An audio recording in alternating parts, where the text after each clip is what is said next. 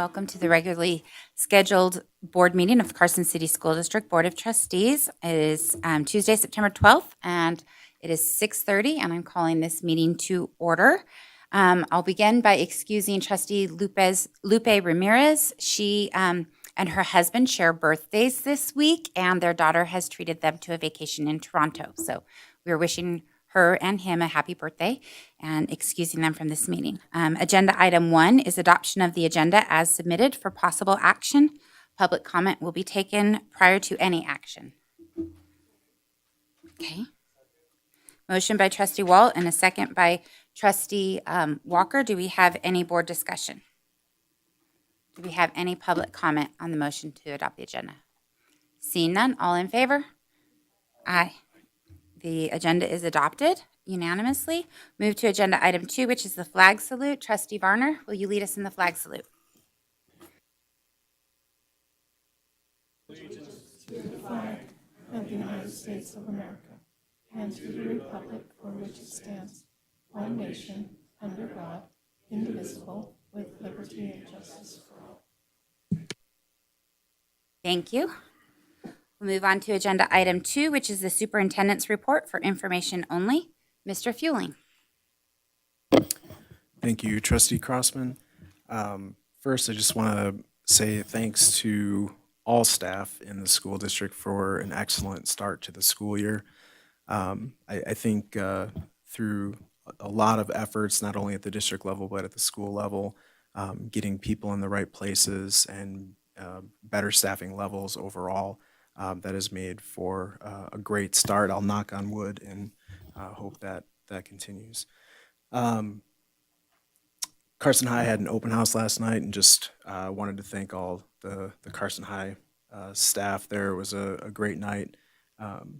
Lots of learning going on for the parents in all the different classrooms and moving around like their kids do, which was a lot of fun.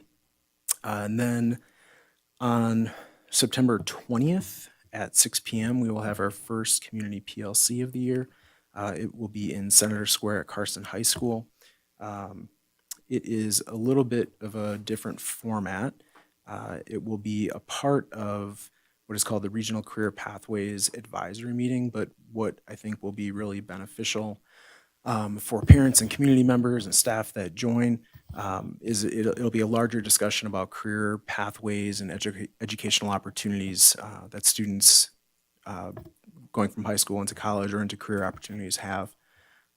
They'll be looking at existing and potential programs, aligning what is aligned, look at alignment with employer needs, and look where there may be gaps that exist. So I think that'll be an interesting conversation for the community PLC. And that is all I have. Thank you. Thank you. 6 p.m. And- It's in our informational update. And just to clarify, too, normally these are from 6 until 7:30. This is from 6 until 8 p.m. It is scheduled. Thank you. Do we have any other questions on the superintendent's report? Okay, seeing none, we'll move on to agenda item 4, which is board reports and board member comments for information only. I don't see anyone here from Carson High School for activities reports or from Pioneer High. If you're here, you can come up. Maybe our 3-week, the rare time that we have 3 weeks in between board meetings, threw them off. So we will welcome them back when they come back next time. Trustee Varner, do you have an update from the Nevada Association of School Boards? I do, thank you. This last weekend on Saturday, NASB hosted a training course. Actually, there was 2 classes. It was conflict resolution and multi-tiered system of support for students. And I tell you, it was attended by trustees throughout the state, which was nice, and it gave us a chance to meet with other trustees and have conversations. But the training was excellent. It was very, very good. So I just wanted to thank NASB for hosting that training.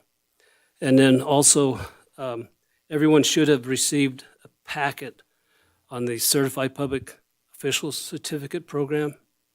I think it was all emailed to everybody by Rick Harris. But I want to let everybody know that that program is up and running. And I think he attached all your training that he has. If you have additional training, make sure you get it to him. And that training, that past training, he says will apply to the certificate program. And as an added incentive, this program, I should mention, was developed not only by NASB, but in conjunction with POLPAC, which was nice. And as an incentive for people to finish the program, POLPAC will award $1,000 to each participant who participates and finishes the program. And that's all I have for NASB. Thank you. Trustee Walker. And I would just ask the trustees to be on the lookout. I think coming out shortly will be a survey. One of the things the State Board of Education is trying to do is put regulations in place to mandate high school start times are later in the afternoon. So that's going to have some unintended consequences. And so there should be a survey coming out asking trustees throughout the state to kind of voice their concern. This is really a local control issue, and I just wanted to kind of put that in the back of your minds because that will be coming out probably this week. Do you have anything further for NASB, Trustee Varner? No, I don't. Okay, I would just update too on the certified public officials classes and training for our new trustees. It does fulfill the statutory requirements, but it is in addition to that, and it's quite extensive. But any training that you get, even if it's through another agency, if you send that, or through the National School Board Association trainings, some of those qualify and count towards that. So just letting you know that. Trustee Varner, do you have a board report for your school? Yes, I do. For Fritch Elementary, Principal Brown, Vice Principal Hoppy wanted to pass on they appreciate their Fritch families and their support in making the start of the school year a successful one. And I also wanted to thank Principal Brown and Vice Principal Hoppy for taking the time to meet with me this morning. We had a very good conversation about different things that's going on in their school and different things around the district. So I just wanted to pass on my appreciation for them wanting to meet with me. Thank you. And that's my report for Fritch. And I also have one for Boardwick. Wednesday is back to school night. They are having a family barbecue sponsored by their PTO from 5 to 6 p.m. And then they're having parent data meetings from 6 to 7:30 p.m. And they're asking that everyone please attend these important meetings so the parents, the best way to help your child be successful. And then Principal Raqueta would like to order Boardwick Spirit Wear soon. She is asking that people do so through the link set out via Parent Square. The Spirit store closes on September 5th, or 25th, I'm sorry. And that's my report. Thank you. Trustee Walker.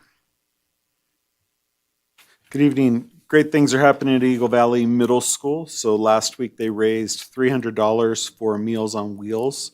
So students brought in $2 so that they could wear a hat or a hoodie. So not only were they helping the community, they were having a little bit of leisure time last Friday. So good job to Eagle Valley Middle School.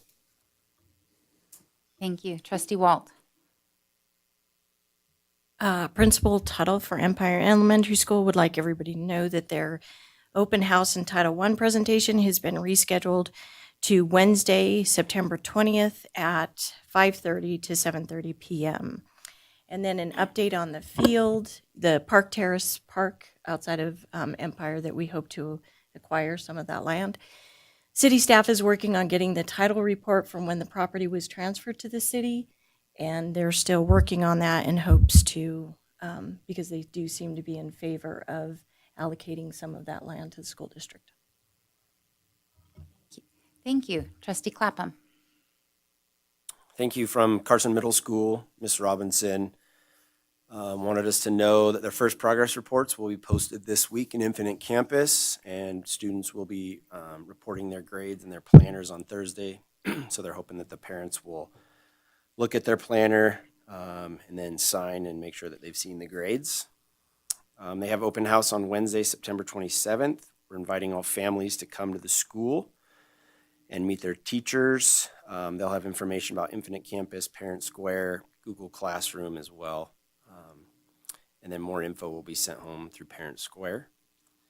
And then from Miss Crookshanks at Mark Twain Elementary, She states that things are going great, off to a great start. They've been working hard on reading interventions. Each student was assessed at school. They assessed each student at the school, and then the teachers provided a 10-day intervention, and they're getting ready to assess the students again. And that was completed using the Nevada Press intervention strategies. They also finished their MAP testing this fall, and so they'll use those 2 data points for the students and see how they can best help them. They hired 2 new intervention parapros, so they're building an even more robust intervention program to close the gaps. And then they were gifted 5 nice shade trees from the Greenhouse Garden Center, so she would like to thank Dave Ruff for his generosity. And then lastly, their fall carnival is coming up on September 22nd. They're hoping for a packed house. This is typically their major event of the year that's put on by PTO. So hopefully parents can get there. And that's all I have. Thank you. Trustee Casiopo.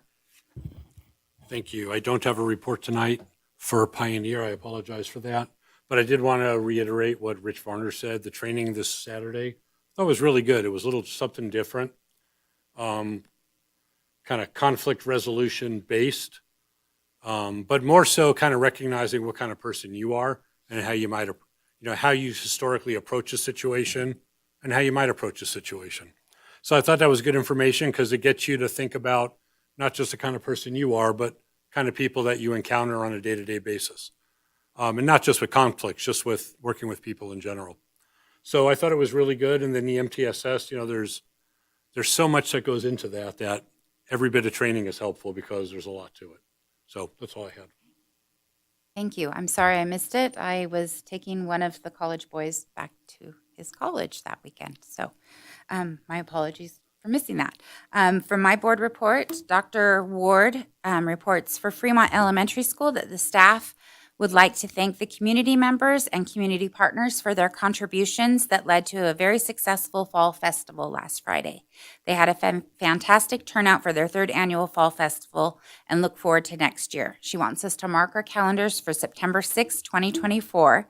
And also they are starting their PTA fundraiser tomorrow, so parents can look forward to shopping for cookie dough and gift wrap. So I don't have any gift wrap kids to buy from, so I might have to go find some over there. And also I want to thank Carson High. I did attend the open house last night, and it was good to go through. I had a reluctant freshman, but we embarrassed him properly in all of his classes, so that was good to go and do that. So good event that was put on. See no other oh, go ahead. Add something? Go ahead. I'm going to take a minute, and it's going to sound like a shameless plug, and it is. But it's actually to say thanks to a couple of high school teachers. So my son graduated in 2014. He went K through 12 at the district. Fast forward to today, he graduated from Boise State, got his master's degree, going through the physician assistance program, and just passed his national boards. So there's a shameless plug. Congratulations, Tony. But the reason I say that is I wanted to say a special thanks to Frank Sakalaris and Kelly Gustafson. My son really had no idea he wanted to get into that. As a kid, he wanted to be a paleontologist or something.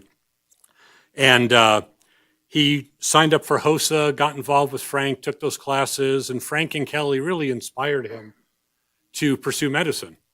And they were just fantastic. They did local competitions, state competitions. I think they went to a national competition during his high school career. And he sat on the sidelines of the football field, helped on the sports medicine side, and just really started enjoying medicine and wanted to pursue it. And so I just wanted to publicly thank Frank and Kelly for inspiring these students, because we have a lot of programs at the high school, and that's just one of them, 1 or 2 of them. And they do a great job. And I think a lot of times we don't get a chance to recognize our staff. And this is just my opportunity to, again, say thank you to them. Thank you for that. And I can attest to how wonderful, there's so many different programs at Carson High that are so great that can inspire kids and keep them engaged. We'll move on to agenda item 5, which is association reports for discussion only. Do we have any association reports tonight? No. Seeing none, we'll move on to agenda item 6, which is our public comment section. Mrs. Cortez has informed me that we have no email public comment that we've received, but we do have some public comment, so I will go ahead and I'll just read it so we know. Comments will be accepted in person or through virtual participation via email no later than 12:30 p.m. the day of the meeting. Email for public comment must include the submitting party's full name. Email for public comment will be posted as supplemental document, and copies will be provided to the board members. The names of those who have provided virtual public comment will be read during public comment, and the emails will be included in the record, but the virtual public comment will not be read during the meeting. Comments may be made by members of the public on any matter within the authority of this board. Please note that public comment will be taken on items marked for possible action before action is taken on such items, and members of the public are encouraged to comment on such items at the time they are being considered. Although members of the board may respond to questions and discuss issues raised during public comment, no action may be taken on such a matter until the matter is placed on an agenda for action at a meeting of the board. In making public comment, speakers are asked to come to the table or podium, sign in, speak into the microphone, and identify themselves for the record. Commentators are instructed to limit their comments to no more than 3 minutes and to not simply repeat comments made by others. Public comment is for discussion only, and we do have one who's filled out the paper, Kyle Walt. And I know that you put agenda item 10, but that is for discussion only, so this would be the appropriate time to make public comment.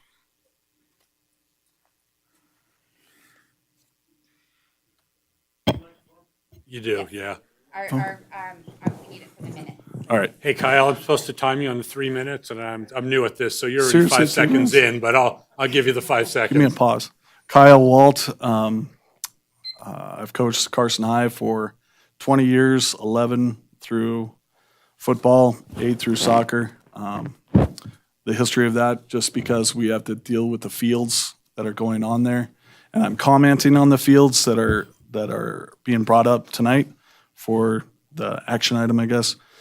The soccer field is not being taken care of through the maintenance department's doing a very good job of keeping up.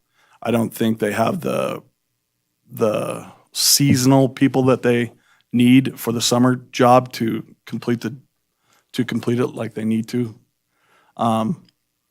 There are bald spots. There are sprinklers that are showing. The district uses it to park portables back there. They've also used it to park buses back there. So when we go to park back there as coaches or team members, there's very little parking space because of the portables. So that moves us when they're working on the soccer field, which they have done for the last 2 years. They had to move us to the football field, which we moved. And this last year was a little unfair with the way it was dealt out. From June of 2023 till August 7th, or even August 14th, the football team was out there from 7 a.m. to 10 a.m. and from 5 p.m. to 9 p.m. Those are prime times that you are there to practice, and it just seems a little unfair that we were, pushed to the side and say you can't use that time. We didn't have a chance to sign up for times at the school because of, other people that work at the school can submit their times and get them in quickly. Also, the August 7th tryouts were moved to Edmonds Fields for both boys and girls soccer due to the fields of still not being prepared, ready for us to use for tryouts. I would ask you this: do you think varsity has more prestige over JV? Yes, no? Does a varsity sport have more prestige over a JV sport? One person. You guys can't answer? You don't think so? Oh, well, I would think so. The varsity is the one that matters. Varsity is the one where colleges come and look at you. Varsity is the one where you get filmed through. So an upcoming game with girls varsity soccer is going to try to get pushed to reschedule because of a boys JV game. So to just say that, it would be not fair, I would say. So Okay, your 3 minutes is up, so thank you for your thank you. comment. Do we have any other public comment at this time? You don't have to sign in if you want to say anything, but if you don't want to, I can close public comment.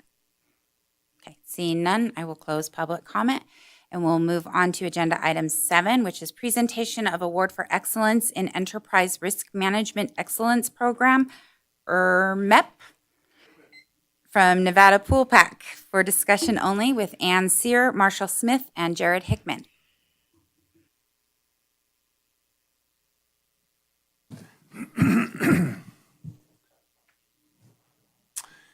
Good evening. My name is Marshall Smith. I have it's on, isn't it? How about that? All right. I was going to say, it's not that we can't hear you, it's just they record it. Good. Like I said, my name is Marshall Smith, for the record, and I have the privilege of serving as the risk manager for Pool Pact. And today I have the pleasure of awarding Carson City School District with the Enterprise Risk Management Excellence Program Award. I'm here with Jared Hickman, and together we are the risk management team for Pool Pact. Now, this board is very well aware of Pool Pact, and it participates in many of its programs. The last time Pool Pact was here before the board was during the renewal for your insurance premium. So this time, we're here to present the district with an award and some cash. Now, as the board also knows, Pool Pact is a nonprofit agency that was established in 1987 to allow local governments to pool their assets and their risks. It also provides best practice policies and training. Just for historical basis, at its inception in 1987, it started with 4 members, and it had a combined employee population of about 160, with a total value of all of its combined assets of about $40 million. Today, all of its members is about 16,000 employees, and with assets over $6 billion. So come a long way. Now, the Enterprise Risk Management Excellence Program is truly a living and evolving program, which was started by Wayne Carson, Pool Pact's executive director. It's called the Enterprise Program because it necessarily involves every department of every entity, because every department has an impact on every other department. For example, if you have and you all know them, if you have a department with a very engaged, knowledgeable leader, it will have productive and engaged employees, and that has a direct positive impact on every other department. The opposite, however, is true as well. So now in 2022, the Pool Pact Loss Control Committee completely revamped the program, requiring much more rigorous standards to achieve the award. And I note that Ann is a member of the Pool Pact Loss Control Committee. Although there are now over 25 Pool Pact members processing through the new program, only 5 of over 140 members have achieved this award. Carson School District is the 5th. This program is called the Excellence Program, not the Average Program. So just a brief summary here. For the school district, there were a total of 188 questions which had to be reviewed. In order to be complete, each question had to be in place and operational, and had to be shown, we had to be seen that. We audited this program independently of it. So in place and operational, there is a best practice in place for that department. all relevant staff have been trained to that policy, and all of that training is documented for every one of those questions. So the summary shows the completion time for the school district was 4 months. Now, in our program, a member, we like to see them complete this in a year, but it'll give them 3 years if they're working on it. 4 months. The district completed this in 4 months. That was, there's emails, there's 43 very complicated email strings through all of this, and we had over 11 conferences with various people that were involved. The achievement of this award is very much a cooperative effort, but it cannot be achieved without buy-in from the top, buy-in and leadership from the top that understand the importance of this. So the people primarily responsible for achieving this award are, of course, the superintendent, Mr. Fueling, Ann Sear, who's the risk manager. She was also served as the enterprise program coordinator for the district and also responded to the risk management section. Dan Sadler, associate superintendent of human resources. He did the HR section. Laurel Crossman, board trustee, did the board governance section. Spencer Winwood, director of fiscal services for the fiscal control section. Raymond Medeiros, computer network support, cybersecurity section. And I just point out that between Jared and I, we have done 100 of these reports, these sessions as part of these section reviews. That was the first time through the history of this new program where it was completed, the first meeting. The first time. Now, we have some members that will go through a particular section, and we're on our 10th meeting on that one section. So it's of note. First time, everything was in place and operational, and it was very impressive. Then Tasha Fusen, Associate Superintendent of Educational Services, completed the school district section. Steve West, Director of Operations, did the transportation and vehicles. So you can see it is impacting the enterprise by impacting each one of the departments. So the achievement of this award has high significance to every other member, every other Pool Pack member as well. And that's why Pool Pack believes that in addition to the public recognition that we're doing here today, that there should also be a financial award that goes with this as well. So in this case, $8,787.50 is awarded to be used for further Carson City School District Enterprise Risk Management projects. So on behalf of all Pool Pack members and staff, it is my honor to present the plaque and the check to Ann on behalf of Carson City School District. And I'd happy to, if you have any questions, we'd be happy to try to answer. Do we have any questions from the board? Trustee Barner. Not really a question, but wow, what an honor. Thank you, guys. And I would like to thank each of you who worked so hard on completing this in 4 months. If you say sometimes it takes 3 years, 4 months, outstanding. And thank you for all your hard work. It just shows what a good district we have and what good people we have working for the district. So amazing. Thank you. Trustee Walt. Congratulations. Very good job.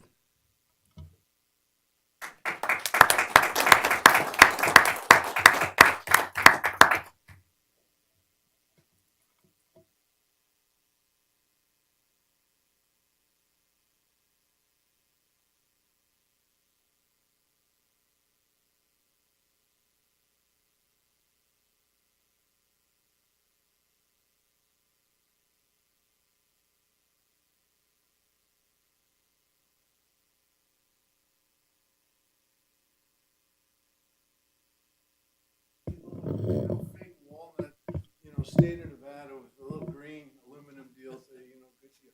So we believed that there's value in this award. There's value in the work that these people went into this, that put into this. So This is a very nice, we believe it's a very nice plaque, and should be displayed with distinction and pride. So with that, what do you want to do, Dan? Right there, it's fine. All right. I'll keep the others out. All right, ready? 1, 2, 3, and 1, 2, 3. All right, and I'll give you a shot of that.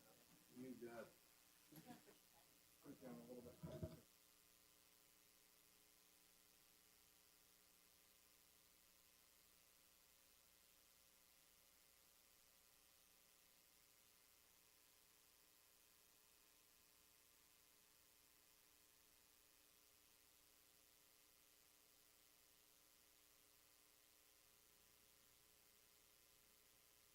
Thank you, we appreciate it. Thank you very much. And that is a beautiful picture in there.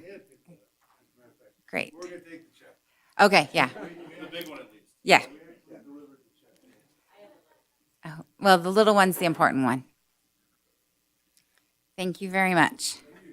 One more round of applause.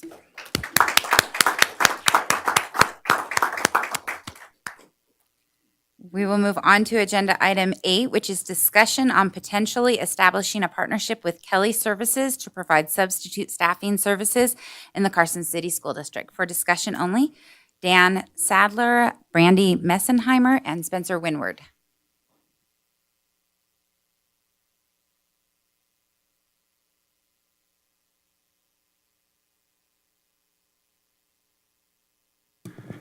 President Crossman, members of the board, good evening. Thank you for having us here tonight. Want to introduce first our guest is not Brandy. Brandy is who I've been working with from Kelly. She was unable to make the trip out west, but we do have with us tonight Jennifer Caraselli, who's the regional vice president for Kelly Education. So thank you so much for being here tonight.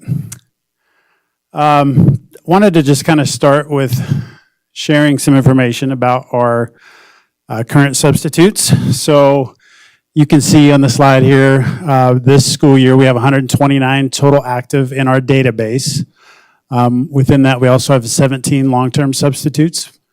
Those are people who are filling vacancies, and some of those, I believe we're up to 9 now, are alternative routes to licensure teachers who are filling a vacancy and completing their teaching endorsement. And then we also have 8 super subs. Those are substitutes that report to a specific site each day and fill in different capacities. Typically, we've used those where we have high vacancies, and those subs are on site every day to be able to fill in. Also important to note our current substitute teacher pay rates, because those have gone up each of the last 2 years. Proud that we're the highest paid for our subs in the area. So certified substitutes, $135 a day. A certified super sub, $157.50 a day, and then our long-term subs who are, again, doing the planning, the grading, the communication with parents, attending IEPs, and all of that are $195 a day. So if anybody's watching this and you're interested in substitute teaching, just a little information to share there with you. Also wanted to take a look at our vacancy and fill rates for the last 2 school years, and then I'll break down so far this school year as well. You can just kind of see by month, 21-22 was, we were quite a bit lower than we were last year. And while certainly those numbers went up, I think one of the stressors that we felt internally was we just didn't have enough people. And I think if you may have heard from some teachers, if you have conversations with teachers, this constant stress of having to cover other classes because we have staff members who are out. So getting enough people to fill those positions has continued to be a struggle. And again, jumping back up to this, like we have a lot of our daily subs. You see that number of 129 total. Well, 17 are already taken away because they're doing long-term substitute positions or ARL. So it's a good thing that we're hiring some of our daily subs into those positions, but it's also depleting our numbers a little bit. Quick breakdown so far this school year, and I apologize that when I put this together, you'll see the date that I didn't get all the way through. It was through September 1st. So, excuse me, I'm jumping around here. So the first week of school, you can see the number of positions that we filled, what that fill rate is, and how many positions we had unfilled. And this is district-wide. specific for teacher positions. Week 2 below that. Third week, you can see those numbers dipped quite a bit, but average for the first 3 weeks, we were 83% fill rate. But when we have those unfilled positions that you see in that right column, that's really where we struggle. Is that because that means somebody else has either taken the class. I know our elementary schools look a little different the way they split it up. At the secondary schools, somebody no longer has their prep, they're covering another class. And our teachers have been fantastic. A lot of people like that because they get some extra pay to cover on their prep, but it becomes a grind. And when you're asked to do that every single day, it just kind of adds to the stress. There's also a fiscal impact. So when you consider that a daily sub is currently $135, if we're paying, and I used an example here, if we're using prep coverage with the teacher hourly rate going up this year, that cost then ends up being $258.42 to cover a vacant sub position for the day. And then I just put a few comments here. We did a radar survey for the employee value proposition last year, and there were some comments in there just about having to teach on prep. So the first one, the exhaustion is real with the time it takes to plan and prep everything within contract hours, and then I lose that prep to teach another class. The exhaustion is real. I never have any time to actually build my practice, never given genuine PLC time to work with colleagues on anything because someone is always having to cover a class. One prep period every other day is barely enough to begin to offer valuable feedback to students, much less improve my practice or meet with my colleagues to reflect and improve. And then the last one, I am stressed and burned out. I have to cover other classes on my prep every other day because of the lack of subs in our school. I don't know if I can continue at this pace, and the lack of planning time I get is negatively impacting the learning going on in my classroom. And I think if we were to poll our teachers specifically just on sub coverage and prep coverage, we would see some people that maybe don't notice as much, but by and large, this has impacted our district pretty widely. So as you know, this is now I'm entering my second year in this position. And last year when I first started in this position, Mr. Fueling wanted to send me to the ASPA boot camp. So ASPA is the American Association of School Personnel Administrators. And the boot camp was in Minneapolis, which is where Jennifer joined us from today. She hopped on a flight from Minneapolis this morning. And there were a lot of things on my brain about what can we do in human resources to just get more people. Like that's been a national conversation. But it really caught my attention. This was June of 22, in a lunch conversation I was having with another associate superintendent of a school district who had partnered with Kelly Education. And he was describing kind of what that partnership looked like and how they were responsible for the employment of the substitutes and how they were really having good success filling positions, even during COVID. Actually, I think they were shut down for a while like we were, but when they were coming back out of the initial shutdown with COVID, that they were having success with substitutes. And it was really interesting. And then I had a conversation with one of the sales reps from Kelly and, hey, reach out. We're not in your area, but we could certainly partner up and love to learn more. So when I came back and started the school year, I got busy focusing on other things and doing a career fair for teacher positions, classified positions. And then when substitutes came up, I had remembered my conversation with that gentleman and the representative from Kelly. So I had reached out to Brandy Eisenheimer, who really, we just had some really good conversations about what this might look like. And so this is a conversation that we've been having back to last June to really see if this is something that we want to explore further. And really the reason we're bringing this before you tonight is just to kind of share with you some conversations we've been having and to share with you what this might look like if we were to move forward with Kelly Education. So with that, I'm going to turn things over to Jennifer here for you, and I'll be your clicker. So you just let me know. There we go. All right. I'm loud by general nature anyway, but thank you for allowing me to speak on Kelly Education's behalf, on Brandy's behalf. She is ill, so she asked me to step in her place. My name is Jennifer Caraselli. I'm the Regional Vice President for Kelly Education. I've been with Kelly Services for going on 22 years and in our education division since 2005. So if you hadn't heard of Kelly Education prior to this, maybe you've heard of Kelly Services. We're the Kelly Girl people. We actually, not we, Mr. Kelly, started the temporary help business in 1946. So the first temporaries in the industry that were sent out were done by Mr. Kelly and Kelly Services.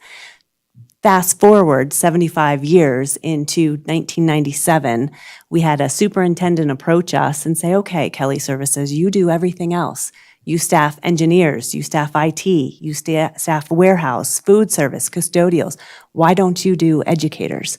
We took that back. Lots of different legislation involved in school settings, for sure. Took us 2 years to understand each and every state's different laws and legislations and how this could possibly work in a partnership. 1999, we rolled it out nationally. And if you'll go to the next slide, today, 25 years later, we're 4 million classrooms that are staffed by a substitute educator from Kelly Education. We're the largest employer of substitute teachers in the country. We have over 9,000 school district partners across 41 states. And on any given day, we place 33,000 staff members into school buildings across the country. What does a partnership with Kelly Education look like? I get asked a question often as to why do school districts partner with us? And there's various reasons, and we'll talk about a couple of those, but one of the main reasons where Carson City could benefit from Kelly Education is that staffing component. We are a staffing organization. Staffing is in our DNA. So as an extension of your human resource department is adding available substitutes into your workforce. Now, a differentiator for Kelly Education is why does a substitute maybe want to work for us? Well, there's a lot of different platforms that we pull from. The recent college graduates or the stay-at-home individuals in the community that want a very specific schedule or the retirees.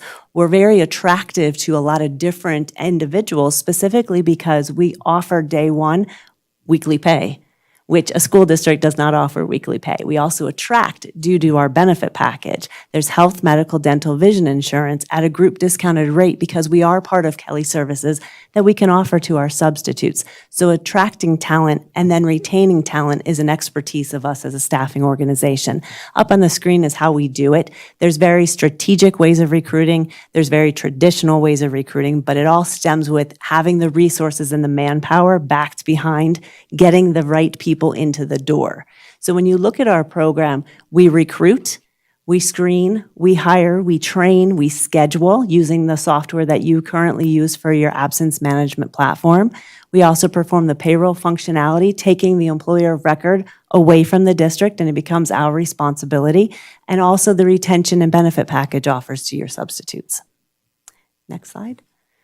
One of the other reasons, and I touched on that briefly, in addition to expanding your workforce of contingent employees, we also expand the administrative capabilities. There's a lot of administrative burden in dealing with a substitute platform when all of your staff is not only dealing with the contingent workforce, they're also dealing with full-time staff. You're recruiting for full-time vacancies still while trying to recruit for substitutes also. So we eliminate a lot of that responsibility, and as the employer of record, it's paying for the employees. The FICA, the SUTA, the workers' comp, the unemployment risk, the liability associated with this contingent workforce becomes the responsibility of the employer, which is Kelly Education. Next slide. And I think there's one more slide. Top notch. This is another reason, again, with the benefits to the substitute. So lots of benefits to not only classroom coverage at the building level, but from the administrative, the roles and responsibilities can be focused on your core competency of education and allowing the contingent workforce, the management and benefit program to us. But then also, what does that do to your subpopulation? It improves their daily work. They're still doing the same job that they came to love with you, and the principal still will have the control of the buildings. However, they're offered incentives and bonuses and benefits on top of what they currently get that the district cannot just simply offer. So with that as a partnership within Kelly Education, it's a win-win for multiple levels within the community of Carson City. Was that 5 minutes? Right? Okay. But I'd love to, at this point, answer any questions that you might have. Do we have any questions from the board? Go ahead, Trustee Walker. I think one of the things, we know how difficult staffing is right now, and so I appreciate that Mr. Sadler and Mr. Fueling are really thinking out of the box and finding some new solutions, because this really is an issue for teachers. And it really does, there's only so much time in a day. And so if they're working during their prep time, then they're giving up time with their family to prepare for the next day's work, or they're starting the next day behind, which is, it's tough. And it's tough on morale at the building. So I think that anything we could do to kind of alleviate that burden on the schools is great. I guess it seemed like a win-win situation. And it also seems like the subs could get some benefits, which is one reason that I think a lot of people don't go into that field, is not only is the pay not great, but there aren't benefits. And so I think it sounds like a good solution. I appreciate that. Thank you, Mr. Walker. And one of the things that you probably might not know, maybe you do because you're a principal and working in schools, when you have to cover subs in-house, that also takes away from classified staff who are then working on planning and trying to schedule that out and communicating and trying to get people to cover. I mean, that was a daily grind at Carson Middle School when I was the principal there. It was just all hands on deck, trying to figure out who was going to cover every day. And so one of the real benefits in this partnership as well would be that Kelly, being the employee of record for substitutes, will work through that process in partnership with the schools. I've done my homework as far as talking to other school districts that have partnered with Kelly, and no partnership is perfect in education, but really positive feedback, very good results. And the substitutes are happy working for Kelly. We started looking into this, like I said, last June, started getting more serious about it in the spring, but I was very nervous about the timing of that and being able to communicate, like if we move forward in this partnership, what's this going to look like communicating with our current substitutes and the school board and everybody having a good understanding of what it is and how it impacts everybody in the conversation. And one of the things that I really appreciated, and it was backed up by a couple of districts who had partnered with Kelly, was that it's really a celebration for the substitutes who transitioned from being, working in the school to becoming employees of Kelly Services, that treating that as a celebration and the benefits that they get with working with Kelly was really a good thing. Cost-wise, I know that's always a question too. And Brandy had explained it to me, and Spencer's here as the fiscal expert, and I'm sure Jennifer could answer questions about that. But the easiest way that I understood it was if we were paying a sub $100 a day, and the markup on that was $115 a day through Kelly Services. However, if we're paying a sub $100 a day, there's numerous taxes associated and fees associated with employment that are added on top of that $100 for us already. In addition, our frontline system that we currently use for absence management, which we would keep in place for the remainder of this year because we are in agreement with them, is replaced with Red Rover, which is a free product for us if we're partnered with Kelly to be able to continue the digital aspect of sub-management. And Spencer and I have spent some time going through Red Rover, and again, very impressive, very good support, and not an added cost for us. Walt? So that's where my questions are, the fiscal impact that I addressed with you this afternoon.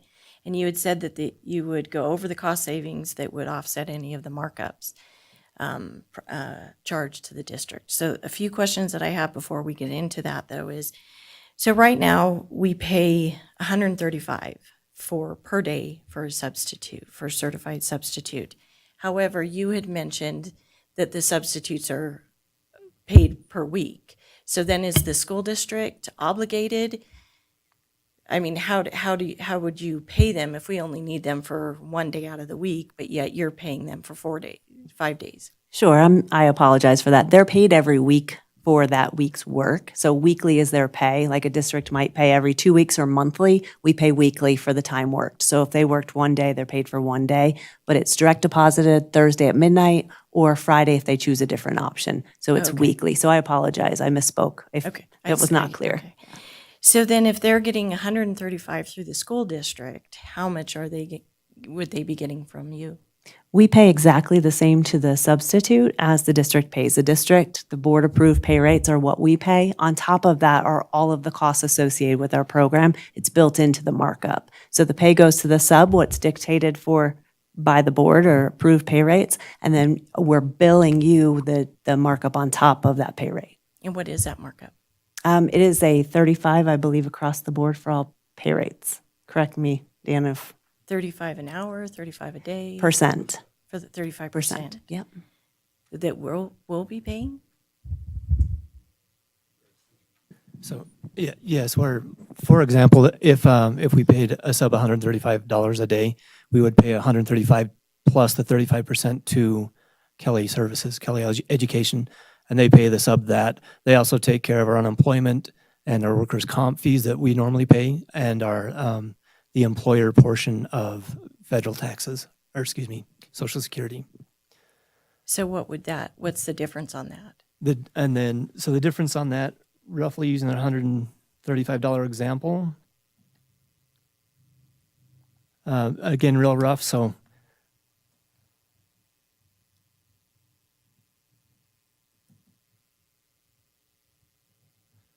it's about between $25 and $30 That we'll be paying per substitute per day? Per day. More than what we're doing now? Yes. So, but like I said, we're not all the way through the numbers on this yet, but we anticipate it'd be pretty close to cost neutral because we do have some software costs that would be going away that would go a long ways to covering the markup that Kelly Education would require. Other benefits that would come from this, again, we could continue to do what we're doing, and we're sitting at about an 85% fill rate, which is not really acceptable. So, I mean, if we brought in another staff member to address that, we could probably pay a good $25,000, $30,000 in advertising to try and bring more subs in on an annual basis. All those are things that we would not have to do because Kelly takes care of all of those. So then you guarantee 100%, you guarantee that we'll never be without a substitute on any given day? I would love to guarantee that, but unfortunately, people's behavior is a little bit difficult to guarantee. Specifically, your teachers, I can't control when they place their absence. What we can guarantee is we're going to recruit more people into your pool, and you'll have more people working as substitutes in your district than you do now. So improved fill rates, more classroom continuity of educators to teach your students. And that I do appreciate, but I do think though, looking at that, businesses are looking at going into staffing, finding that staffing solution. And it's tough. I mean, it's tough everywhere. It's tough for the school district, for the state. It's tough, for every business. I mean, I run into the staffing problem every day as well in the business that I run. But you had said that there was no fiscal impact. There's a fiscal impact. And the fiscal impact is going to be $20 to $30 more a day per substitute on that. And without a guarantee saying that we're still not going to have, that problem, I just have a hard time going into this right now. We gave an increase and we raised this for, our hourly rate. And I just think that we jumped from one, thinking that giving an increase, a salary increase, an hourly rate increase a month ago to now going, okay, this is going to be the solution on this. I think we're going a little bit too soon. I'd like to see how this year rolls out a little bit to see whether or not, because, the prep time, teachers are getting a little bit more. I know that it is draining on teachers, but there are some teachers out there that like it. They like to be able to teach on their prep a little bit here and there. It's a little extra money. And so with that increase, I would like to just, I don't know, if we see how this year goes and if that giving the increase wasn't a solution on this. Because the fiscal impact, not having a guarantee that the problem isn't going to still exist. I know that you recruit well, and I know that you're in the health benefits and everything, is a plus as well. But I still think that we haven't exhausted all of our options just yet to go this route. Go ahead, Trustee Walker. I mean, I'm just thinking though, if you compare, so yeah, some teachers like that extra money for working their prep, but if we're looking at a fiscal outlook for the district, it's a lot more expensive to keep paying that additional prep time than to go with this for $30-something. So, or 35%, whatever it is. So I mean, that doesn't seem to balance out in my mind. No, and that was just one aspect, I think, that, out of the whole overall. I mean, before we even venture into this, I would like to see the hard numbers of the fiscal impact. Give us a rate of what it looked like, at the worst, when we had no substitutes. What is our gain going to be not having to pay for the software? But what is the hard numbers before we actually even, are given a contract to vote on? Yes, and this is for discussion only, so this is where we are just opening it up. And I think I maybe understood a little differently from Mr. Winward's explanation. I think he explained that the taxes and workers' comp that would be paid that we usually pay, part of that would be included in the 35%, and that it would be about $25 to $30 more to pay the 35% after all that. But then I heard him say that it would be cost neutral because of the savings in the software that we currently use, which we would have a different software program. So I would like to have, some of that more, maybe if we see it visually, it will help us understand. And maybe I'm misunderstanding that, but that No, was. you have it correct. And if I can jump in, our current cost for Frontline is $40,000 per year, which if we're partnered with Kelly and we're using Red Rover, we're not using Frontline. So as far as cost neutrality, like there's certainly a part of it that goes into, I'm going to refer to as taxes with all of the extra fees that we pay on an employee as a substitute teacher. But taking that $40,000 is also a significant cost savings that balances out that markup. In addition, as Mr. Walker was highlighting, this is not like, hey, let's just try this and see if it works. Like this has been something that I've really been trying to do my homework on for the last year. What are other districts doing that's working? This is one of the things that districts are doing that's working. As far as an agreement with Kelly, we have previewed what an agreement would look like, and that's an agreement that if we did this and we went into partnership with Kelly, it doesn't lock us in, and if it wasn't successful, then we can cancel the agreement, as could Kelly at any time. So this isn't like a long-term, hey, we're doing a 5-year deal and we have to fork over a whole bunch of money, but it's also not, let's just throw something at the wall and see if this sticks. This is a program that is working throughout the country and has not been in our area. Trustee Varner waved and Trustee Cassiopo. So go ahead, Trustee Varner. Thank you. I think there's a benefit because of the health benefits, but I do have some questions. If someone goes to work for Kelly Services, are they tied into a certain length of time they have to work for you, or they couldn't, if the district wanted to hire them, could we hire them, or are they committed to you for a certain period of time, like a year or whatever? Sure. So that depends. It depends if they were referred to us by you. If they were referred to us by you, we didn't do anything to find them, right? So they're yours whenever you would like them. Anyone that's worked in your district as well that transitions to us, they're yours as well. If we go out and recruit someone, we would ask that you allow us to have them on our payroll for 90 days. It recoups our costs for finding that individual. And quite honestly, as much as we spend behavioral interviewing individuals, time on the job is also important, so there's not a rash hire. So don't feel that that's too long of a time period, but it's a huge compliment when you do hire someone that we recruit, because we've done a great job finding that person in the classroom for you. So we do ask for 90 days if we find them. If you bring them to us, no time period. And what kind of educational background are you looking for when you recruit these people? Sure. We follow all state and federal guidelines and the district. So as long as the district meets the federal and state guidelines for education requirements, they are eligible for hire. Now, not everybody that meets that qualification is hired by Kelly Education. On paper, if they qualify, they do go through a very stringent behavioral interview process with us and a background screening process on top of the fingerprinting to make sure that nothing has transpired. And if all those checks come out, in addition to their education, then they're eligible for hire with us. And then would you be trying to recruit some of the 135 subs we have on our list now, or would you recruit outside of that number?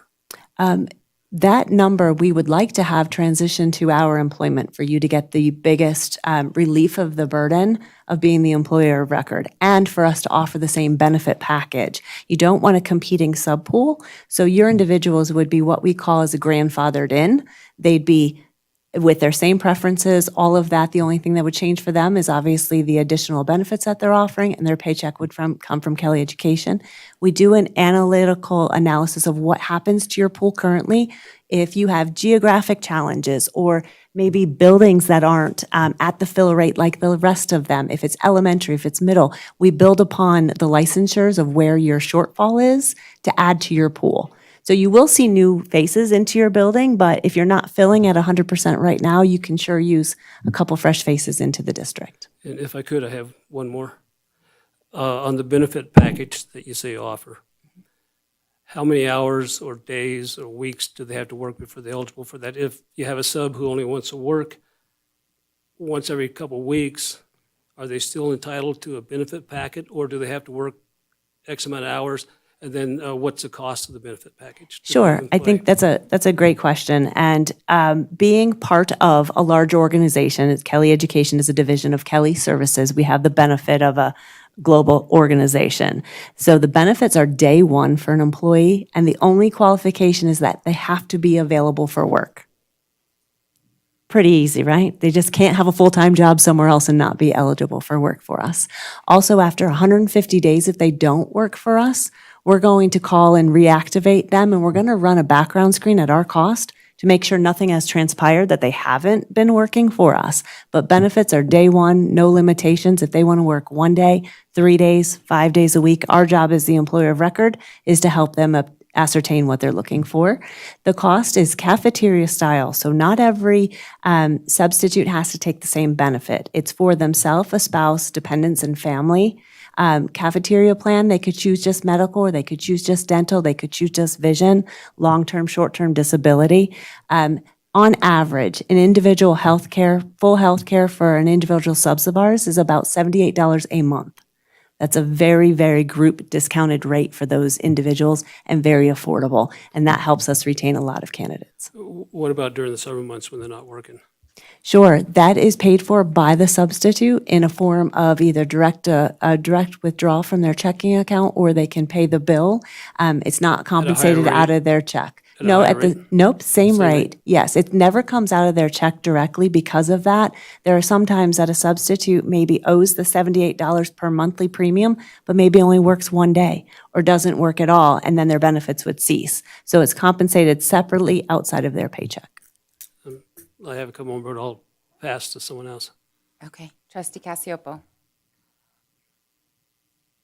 Thanks. A lot of my questions were answered. That's really, in a nutshell, what I'm looking for is just a spreadsheet on, what's this cost look like? What are we paying now?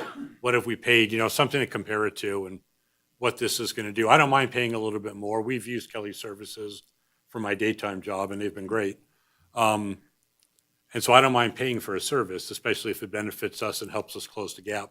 I just want to make sure I know if there's going to be an increased cost, what that cost is going to be, so we can make an informed decision as to whether or not we want to go forward with it. So if I understood you correctly, There's no long-term commitment on ours. It's you could cancel, we could cancel at any time. Or are we locked in for a year or?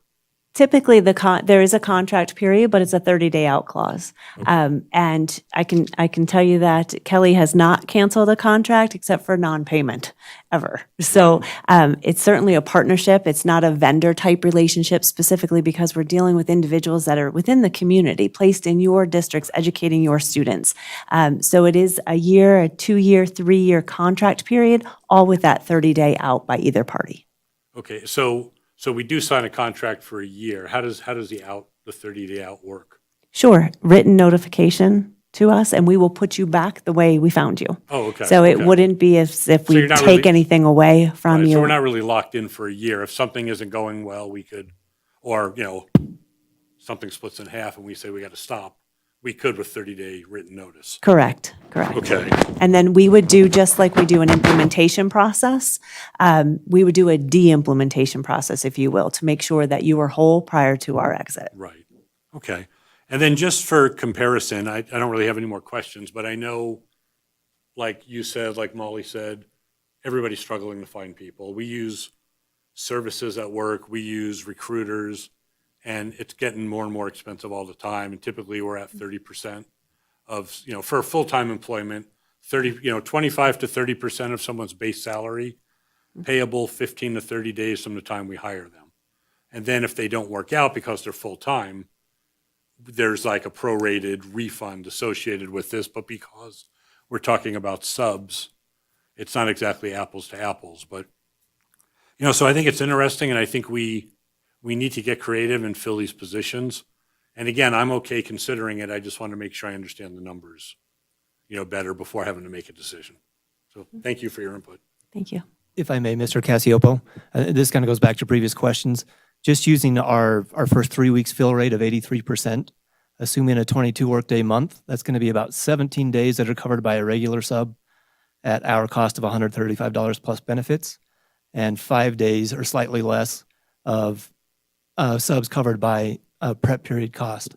Our additional cost, if Kelly were to cover those 22 days of subs, would be $440 additional dollars to cover that markup fee, but it would be $607 less because we're not paying the prep sub rate for those extra days. So to go back to it being cost neutral, to answer that question, at our current fill rates, it would be, again, that's assuming 100% fill rate, but even if we get halfway there, we would be really close to cost neutral without any software savings or any other benefits that our other employees would receive.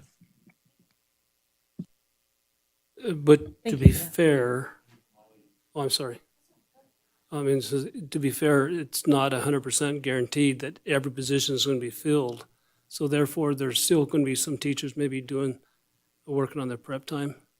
There would probably still be some. There's going to be someone who's 15 minutes before time to go decides they're too sick to go. That's going to be really tough to fill. So again, that's assuming 100% fill rate, which we know in a vacuum that can happen. In real life, it probably is not going to happen month in and month out. But that gives you an idea of potential cost savings or cost neutrality with it as well. And I can't really speak. I recall Brandy presenting something about districts that they'd taken over, what their percentage of fill rate was and what it went to.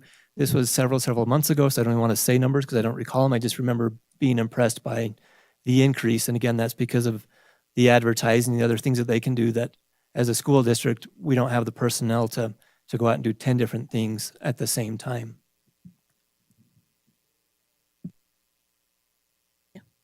Go ahead, Trustee Wall. Okay, so for the substitutes that we have now, and the retired teachers that, sub here and there, all of them would have to become a Kelly service employee then? Is that right? All of them would have to transition over? Yes, they transition their employment to Kelly. And what does that look like? They would fill out enough paperwork for us to be able to pay them. Collection of that type of information. We'd meet with them, talk about their preferences and what their days have looked like, how often they want to work, when they want to work. We do work out of the same the frontline system, so we would have access to that until Red Rover happened. So everything would be built for them, but it's really them getting to know us, answer some questions that they may have, talk about the benefits, make it an exciting transition for them, let them know who their contacts are. They will have a point person that represents the district, but then they'll also have other Kelly Services individuals that they'll be able to meet with. So really, it's a short process for them, but it's more of a making sure they're comfortable. A transition can be difficult for people, and the best thing that we can do is certainly answer any questions in person for them to make sure that they understand the rationale behind this and that we're here to support them and their job isn't going to change. And most importantly, they're valued members of your community and your school system. And this isn't a hostile takeover, if you will. This is a partnership where it benefits all parties, including them. Okay. And then just a request that when you bring this back, and you would mention that you would bring back some comparisons of school districts that they already represent. I just ask that they are comparative to the Carson City community when it comes to demographics and school sizes and all of that is all I ask. Go ahead, Trustee Walker. So I guess the one thing, as a principal, sometimes you get a substitute teacher that just isn't a good fit for your school. And so since you essentially would be the employer, so Dan or a site principal could contact you and say, Miss Jones just isn't going to work out for us, and that person would be taken off the list, correct? Absolutely. So with a caveat, of course, the principals run the building and can let us know that they don't want someone back. In all fairness to the substitute, we are going to ask, can we ask why? Because there are times that in a situation, a substitute might not be great in kindergarten, but they're amazing in fifth grade. Or they just might not work in one building, but they're suitable for another. So we will ask for a rationale, but at the end of the day, if a principal does not want an individual back in their building, they won't be. But the follow-up as the employer of record, whether we coach and counsel and mentor that individual or terminate that individual's employment is certainly on the backside. So more information that a principal is willing to give us is certainly helpful in making that employment decision. Thank you, and thank you for this presentation. I look forward to hearing some more information about it. Thank you so and much. Just a thought I had it, Mr. Sadler, have you spoken to the principals about this? Okay. Yes. Okay, just their input and take would be helpful for us as well. Yeah, I did present to them and just kind of shared the idea last spring and revisited this fall. So if as you're discussing things with principals, ask them. They may not have as much information. They say, yeah, I remember that discussion. And I think overall it was very positive, especially like this is something we're not currently doing. So let's see if this helps us. That was kind of the overall view. Okay, thank you very much for your Thank you. presentation tonight. Appreciate your time.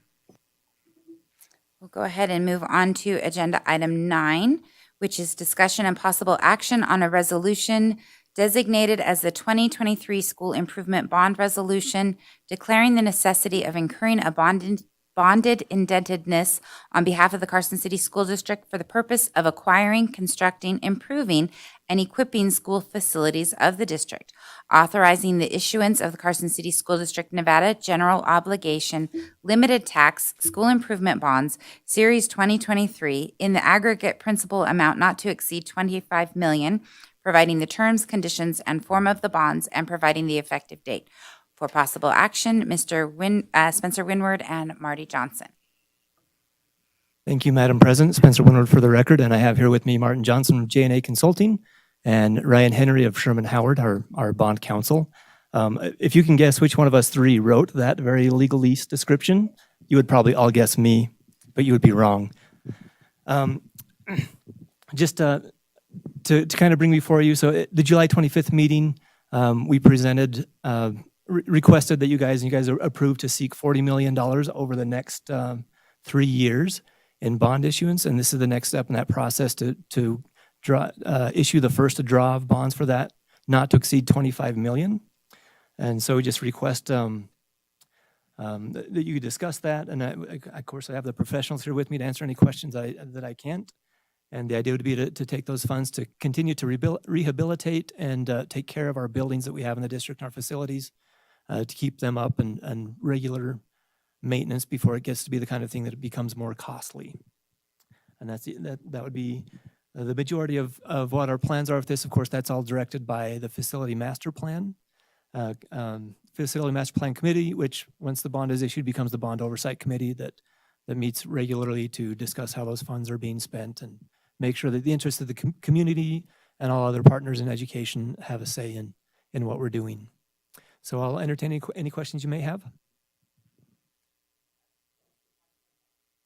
I may have some others, but first of all, Marty, good to see you again. Thanks for coming. I remember, when we've gone through a series of these bonds and then went into what we're calling the rollover bond, what we're doing now, essentially, we've always had good bond ratings. The school districts, fared really well. But I remember there was something a few years ago, not really due to any fault of our own. I don't know if it was the amount of indebtedness or whatever, but our rating dropped a little bit. So I'm curious, in this day, what is our rating, and then what are we looking at for bond rates compared to, what we're going to pay on these things compared to what we paid years ago? I know the climate's a bit different now. Very different. For the record, Marty Johnson with J&A Consulting Group. And so, yes, there was a downgrade of the district's bond rating a few years ago. It was largely out of your control. Moody's changed their methodology, which is like starting a game of Monopoly and halfway through just deciding, hey, we're going to play differently now. And if you pass go, you only get $100 instead of $200. Nothing we could do about it.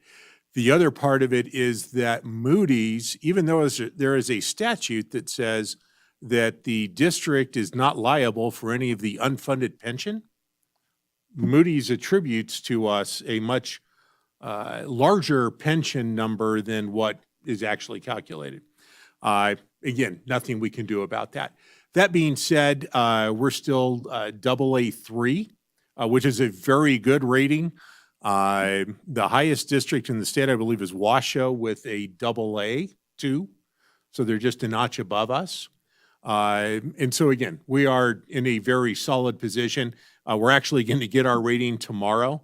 I don't anticipate that there'll be any downward revisions. In a couple of years, if we keep things going well, we might be able to get back to that AA2 category. As far as where the bonds will be compared to a couple of years ago, you don't want to hear that. Spencer and I were talking about it a little earlier today. In 2001, the last bond issue we sold, the rate was about a 175.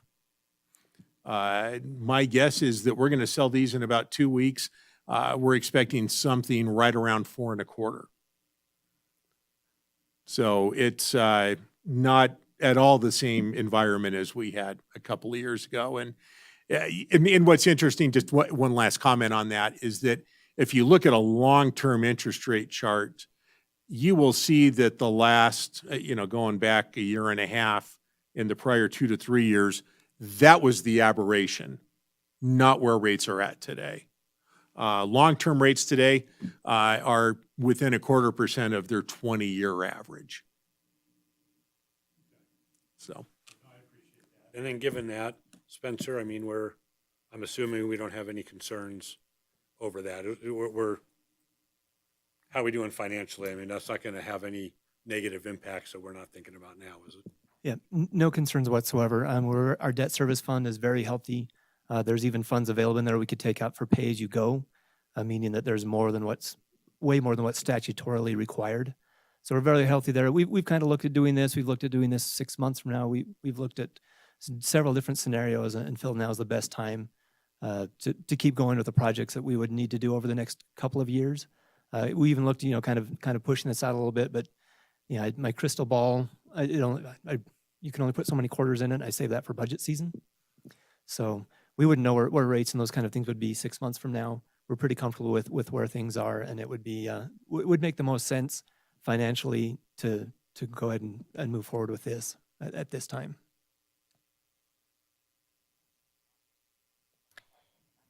That's great. So our facility master plan, is it contingent on the passing of this bond? Moving forward on that master plan? There would be projects that if we didn't move forward now, we would have to either postpone and probably maybe reprioritize some of the projects that we have. So I don't know if that fully answers your question by being contingent. So our plan looks to spend about $25 million over the next 2 years. We do have a little bit of bond funds remaining that will pretty well wrap up as our the invoices from summer work are trickling in now, and that will pretty well finish off our previous bond funds. So if we didn't do this, then the next summer we would be postponing projects.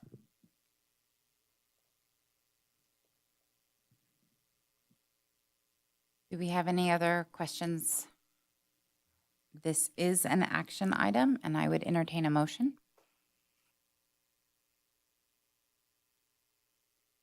I guess I'll go ahead and make the motion. No one wants to read this long motion here, I can see. I'll try my best. I move that the Carson City School District Board of Trustees approve the resolution designated 2023 School Improvement Bond Resolution as submitted, declaring the necessity of incurring a bonded indebtedness for the purpose of acquiring, constructing, improving, and equipping school facilities of the district, authorizing the issuance of the Carson City School District, Nevada General Obligation Limited Tax School Improvement Bonds, Series 2023, in the aggregate principal amount not to exceed $25 million, providing the terms, conditions, and forms of the bonds, and providing the effective date. Okay, we have a motion and a quiet second from Trustee Casiopo. Do we have any other board discussion or board comments on the motion? Seeing none, any public comment on the motion? Seeing none, all in favor? Aye. And the motion passes unanimously. Good luck selling those in the next couple weeks. And now we will move on to agenda item 10, which is discussion on the use and scheduling of the athletic fields at Carson High School for discussion only. We have Cody Farnworth and Thomas Raymer here and Samantha Golden. Thank you. And I want to thank you guys for coming and doing this tonight. I know you had a late night last night with the open house, and I appreciate you sticking around through our meeting too. No, you can hand things out. You don't have to, this is not a bench. Well, thanks for having us, President Crossman and members of the board. Appreciate it. Mr. Fueling, just while she's passing those out, Mr. Fueling asked us to come in and kind of give you guys an overview of how we do things at the high school as far as scheduling, facilities, and all that good stuff. So as you see, Ms. Golden is our athletic secretary. She has the daunting task of scheduling pretty much everything at our school. We do have a new athletic director, Mr. Thomas Reimer. So he's learning the ropes, but he brings a wealth of knowledge from Washoe County. He was up in Incline for 9 years, 10 years, something like that. So so he's bringing in some nice new ideas for things for us to look at. So just so you know, I am Cody Farnworth. I am one of the assistant principals there. I'm charged kind of with, one of my tasks is to do facilities, facility use, and then with all my other duties, I get to do that. So, and I work closely, or try to work closely with Stephen West up in operations, and Virgil Berry and all those guys. They're sick of hearing from me. It's a constant. In public comments, Mr. Walt had brought up some things about the soccer field, and I can agree with him 100%. It needs a lot of work, but we also have a lot of other facilities that need a lot of work, the practice football field and all that good stuff. And again, that's one of the things that I've been pushing for. And I love having Mr. Sadler in the position he is, because I know we can get some staffing for operations as well, because we do it. Those guys work their tails off, but it just seems like it's not enough. You go to our facilities and they look great, but when you get down to it, there's things that we need. And so the mobiles, I've talked to Mr. Feeling, I've talked to Mr. West about that. Hey, one of my ideas was let's make a locker room for the boys and girls out there. Let's gut it, let's rebuild it. We have locker rooms now. And we could make that a premier soccer field for high schools. It could be grass, I know we would like to get turf someday down in the future, but that's pretty spendy. But if we could turf that, we could bring back the stands, we could bring back the bleachers. We could even get into having an idea where, they can get concessions there. So it could be it's a great location and it's a great spot. I know in the past with a lot of coaches back there, they'd rather play out there on the grass turf. That's something. But I know now with that nice new stadium that we got, I get why our kids want to play on there. I understand that. So I don't want to take up all the time. Congratulations to your son, and that's awesome. And I couldn't agree with you more on Kelly and Frank. They do an outstanding job, and we're happy to have them. So I'm going to let Ms. Golden here go through a couple things, and we're really just going to kind of go overview, general rules, order of operations, and then summer scheduling, because that was a big issue as well. And one of the last things I want to say, and I don't want to throw any, I appreciate all the coaches we have. They do a fantastic job, but we also have coaches on staff on campus that we can't get. And I think that's a huge deal as far as scheduling, especially in the summer. If we have staff members or coaches that are on campus, it makes things a lot easier, because there is a time frame, like Mr. Walt was suggesting, telling us like from 7 to 9, but then in the midday, nobody was there because they're working other jobs. And so it's not real fair to those coaches. I mean, I get it. So that's one of the things I just think that we need to look at that. So as far as staffing, and it is what it is. So I'm going to turn the time over to Ms. Golden and Mr. Reimer. Thank you. Awesome. So like he said, I'm Sam Golden. I'm the athletic secretary at Carson High School. And thank you to the board just for your curiosity in how we do this, and hopefully it's informational for you guys. Like Cody had said, our overview is super short and just generally what we wanted to go over. We have some general rules in place that we'll review, and then I called it our order of operations, but just kind of how we put priority in scheduling, and then summer scheduling just as the last thing that we'll discuss. So for our general overview, we have 14 different sports with 34 different teams that we schedule events around, plus school events that, we can get 30 plus requests in a week, as well as some district requests, just because, we're flattered, but the district has also put in a surplus of requests this year that has been fun for me. But it's all a balancing act. But just for the purpose of this meeting, and since it's like the main topic of discussion, while we do use, the big gym, and we have scheduling conflicts there as well. We have volleyball, right? 7 different teams that are trying to use it, 6 just for the winter season, but we're just going to use the stadium as an example for this. It's kind of what we've dived into and prepped for. So as far as fall sports this season, we have 49 games that are played on the field in 11 weeks. The teams only generally practice Monday through Friday by choice. On non-game Saturdays, they could use the field on Saturday as well. And then that means that 24 out of the 64 days and 39% of the time, they don't even have the opportunity to practice on that field, because there will be games played there. And so everything we base this off of is 39 available field days for 7 teams, all wanting to practice on the stadium field. And then since it is a multi-use field, and that has been brought up, band also practices Monday, Wednesday, and Friday and wants to have field time as well. I know, cute little Molly Walt shout out to our little college soccer player. Yeah. But for our current numbers as far as field days, so what it's looked like this season since August 11th is 29 football sessions on that stadium field. Boys soccer's 11, girls soccer's 5, which is a lot less, obviously, and then freshman and JV football at 36. And a lot of that, when we look at it, is just the days that we have games. I don't want to dive into it too much, but a lot of times girls soccer does get hosed just because of the days that we have games on for them.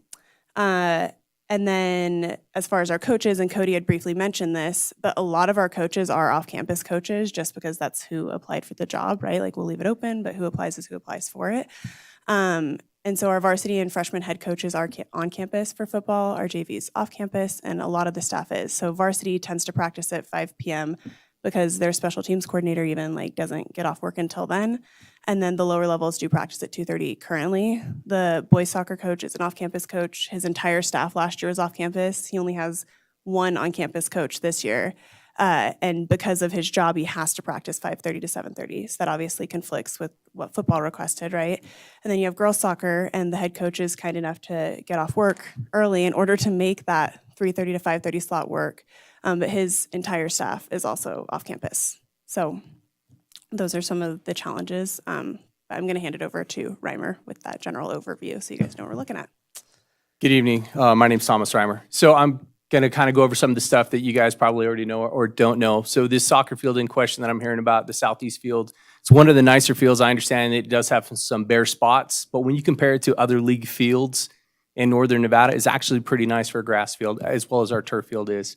So the soccer field can be lined, has the goals, has regulation goals out there. I'm not sure if the scoreboard is operational. That's one thing that I haven't had a chance to check. I know the lights are operational as the teams have been practicing at night. And I'll talk about that here briefly too. The football area that they've been practicing on the grass is also where they use throws for track. And it's got a bunch of undulation out there. You can't get a regulation football field in that stretch, depending on how you put it. You could put it halfway, whether you go north-south or you go east-west. There's no lights out there. There's been many a times you can see varsity football out there practicing, and because of the undulation, few kids have twisted some and rolled some ankles. I think they've made some agreements with soccer to use the soccer area with no adding lines for them, because I know they use the lines for marking, for those of you familiar with football. And I know we're just talking about those three sports in particular. We kind of looked at the games that the teams play over the last 2 years. So I looked at the league, if you look at that slide first. So football, in the league itself, there are 6 grass fields and 5 synthetic turf fields. But in soccer, it goes to 7 grass fields and 4 synthetic turf fields. So if we're kind of looking at that. If you look at the games played, on average, football's playing 80% of the time on a synthetic turf field and then 20% of the time on a grass field. And it's about 60-40, 50-40, or 55-45 for soccer versus grass and synthetic. Looking at 22 and 23, take out the 21 year, it was 6-week season. It's kind of throw that one out. You go to the next slide, please. So this is kind of the facility use order that we've been going by. It's in-season is first. So that sport has the in-season priority. Obviously, they just touched on the summer. It's my understanding that the freshman and JV football took 7 a.m. to 10 a.m. And it was the varsity team that was taking the evening. They weren't on the field the whole time. They were using the weight room part of the time. It's not clear in NND as far as when they were in the weight room. But I also saw that girls soccer, I'll just use them as an example, had the small gym for a certain amount of time, and then they were on the field. But it was my understanding they didn't use the small gym. They went to the field. It's also my understanding, and talking to my predecessor, Coach Blair Roman, that they mediated how they were going to do this, how they've done it. He said for the past 14 years, the coaches come to agreement. They kind of discuss how they're going to handle the practices, and he said it was agreed upon prior to him departing for Eureka, that all parties agreed to it. He said that's the way it's been going on for 14 years. So when I was explaining this to him, he said this is the first time that this has happened where, one party is not happy after the fact that they already mediated this. So the order of operations, as she's got in there, it's in seasons first, then out of season, and then other priorities. Whether that happens to be the districts wanting to do the opening for the first day of school, which I think is pretty easy to accommodate considering it's during the school day. Our league schedule is kind of done by the ADs and the coaches. So the coaches come together, whether it happens to be football, soccer, and then we have conflicts. I think that's going to be coming up in another slide. I'll show you some of the conflicts that we have in soccer. Soccer's got to be the toughest sport to schedule in the state of Nevada, and the NIAA will tell you that, whether we have 5A, now 4A with the girls, and we also have 3A. So when we look for officials, we're pulling from the same officials at 3A West, which is also the 2A, 1A is in there, the 5A and the 4A, and this goes all the way to Fallon. So think Fallon, go south to Urington, and go all the way up. So we're pulling from the same officials, and we can only take so many sites per day. On an average weekday, it's 7 sites, and on an average Saturday, it's 12 sites. Coach Walt Brent mentioned girls soccer is coming up on the 12th. There was a conflict. They originally scheduled for Saturday, October 14th. It got moved due to officials to October 12th. What no one looked at was that football is also scheduled on October 12th. Trying to find a different date is proving to be difficult. We looked at swapping home and away. It's not possible because now we end up in the site conflict. You want to go to that so I can kind of show that? Yeah. See if you can pull this up. So if this will work for us. Okay, it's not working for us. So it would show the site usage. So there's 14 sites actually being used on September 23rd. So to kind of split, so we're supposed to go to Damani on the 23rd, both boys and girls. So that's just, they would have 4 soccer games there. If we were trying to flip it and bring the girls to us and then the boys still stay there, that's another site. So how do we handle that? This is where the challenge is. This just happens to be the 3A West. If you can go to the tab down below, that's okay. And then slide over. This is going to show you the 5A and the 3A East that I had put together, and it's going to show you how many ref crews are available. So it has the actual date on there, and if it hits 7 or 12, I'm pretty much blocked out. There's no way I'm going to be able to get officials. Lots of challenges. Unfortunately, I shouldn't say unfortunately. Fortunately, this season, we haven't had the smoke and the weather impact that we've had in the past couple of years. So this has been fortunate for us. If we hit that, I know, if we hit that, the challenges increase. It's going to be league games only. All non-league games go out the window, and then it goes to varsity, as Coach mentioned, is a priority when you're trying to make up a game that's been canceled, and then JV is secondary as far as that goes. So as you can see, we got a lot of challenges, even trying to move a game that was moved for officials, and then now trying to move it again for the field use that we have. So it's proven to be a true challenge as far as how do we maintain this. One option, obviously, I'm hearing the thing about the bond issue. I'm hearing about substitutes and all this that you guys brought up earlier. I mean, it all comes down to financial. How do we financially make this feasible? And I think it's, we just got to compromise and come together. And it was my understanding the coaches did that in the past, but it sounds like it's not a fair compromise for some. And I think one of the things we can look at is how is this handled in the future? I can't dwell on the past. I can only move forward with this and how we handle things moving forward. I would hope as this discussion goes on that we don't put something formally in writing, let the coaches agree to it. As Coach Farnworth mentioned, there's coaches going to be like, we want to be on the grass. We don't want the turf. We like the cooler temperature. And you're going to have those coaches, nope, we want to be on the turf. I mean, the next question for us is going to be, is the timing of events. I mean, we have visiting teams that are coming for soccer games at 12 o'clock. We're housing them for 5 hours before they play a game. Should we move these game times up to 3 o'clock? And I understand Is that busing issues? It's busing. Yeah. It's yes. It's Yeah, 'cause busing we issues. don't have enough bus drivers in the state to get kids to the sporting Across the events. state, yes, Okay. ma'am. So across the state. So as opposed to housing them for 5 hours, can we house them for a couple hours? They do their warm up, play the games. Now they're getting home so that they can do their schoolwork versus sitting there for 5 hours. Our particular building doesn't have guest Wi-Fi, so teams can't do their homework if it's online. I'm sorry. Would you have officials to go? Yes, yeah. So the 3A, I can tell you this. So the 3A West haven't been in that league for a number of years. They go 3 o'clock and 5 o'clock on the weekdays, and they go 10 a.m. and 12 p.m. on the Saturdays. And then in October, because of lights, not all fields have lights, like Galena does not have lights, they go 2 and 4 on the weekdays, and they still stay with that 10 and 12 on the Saturdays. Sometimes they have to bump it because of frost. They want to make sure that the grass isn't that cold and wet early in the morning. So October, they might have a later start time, but an earlier start time during the weekdays. And they have been able to maintain the same official crews. Summer scheduling. So the summer scheduling, all the coaches have been sending in their preferences. If you looked at, we looked at this and I reviewed it. And I just looked at this summer. I didn't look at the past 2 summers in NND. In fact, it only went back 2 years, so I don't have a record of what it was beyond 22. And I think it only stopped at September, if I recall correctly, so I couldn't pull it up. Friday was wide open. Boys soccer was the only one that used the Friday. Saturday, it was band, I think cheer one time, and pole vault for a couple hours on the track. They're not even taking up the field. Most of the teams were shooting for those same primetime spots. Both soccer and football at the varsity level have coaches that are not campus coaches. So they're all trying to get those people who are coming in and volunteering their time after their paying job that's paying for their benefits. The freshman team is fortunate enough that they have coaches who are teachers, so they were going early in the morning. That's something we can look at. How do we accommodate that and do things in the future? And then band was going midday. So the band teachers are there, and they were going from 12 to 4, which is, as you know, the warmest part of the day. So you guys have questions for us? I know this is a discussion item only. Oh, okay, go ahead, Trustee Wall. Before that, I just appreciate the shout out to our state championship girls cross country team pitcher too. No, very nice picture selection. Thank you. We were very fortunate to go watch her this weekend, and she did very well. So thank you. So I had asked for this to be on the agenda months ago because yes, 3 out of 4 of my children played soccer, and the field always seems to be an issue, the scheduling, and the issue always seems to be is the late practices, and the kid getting home late at night, and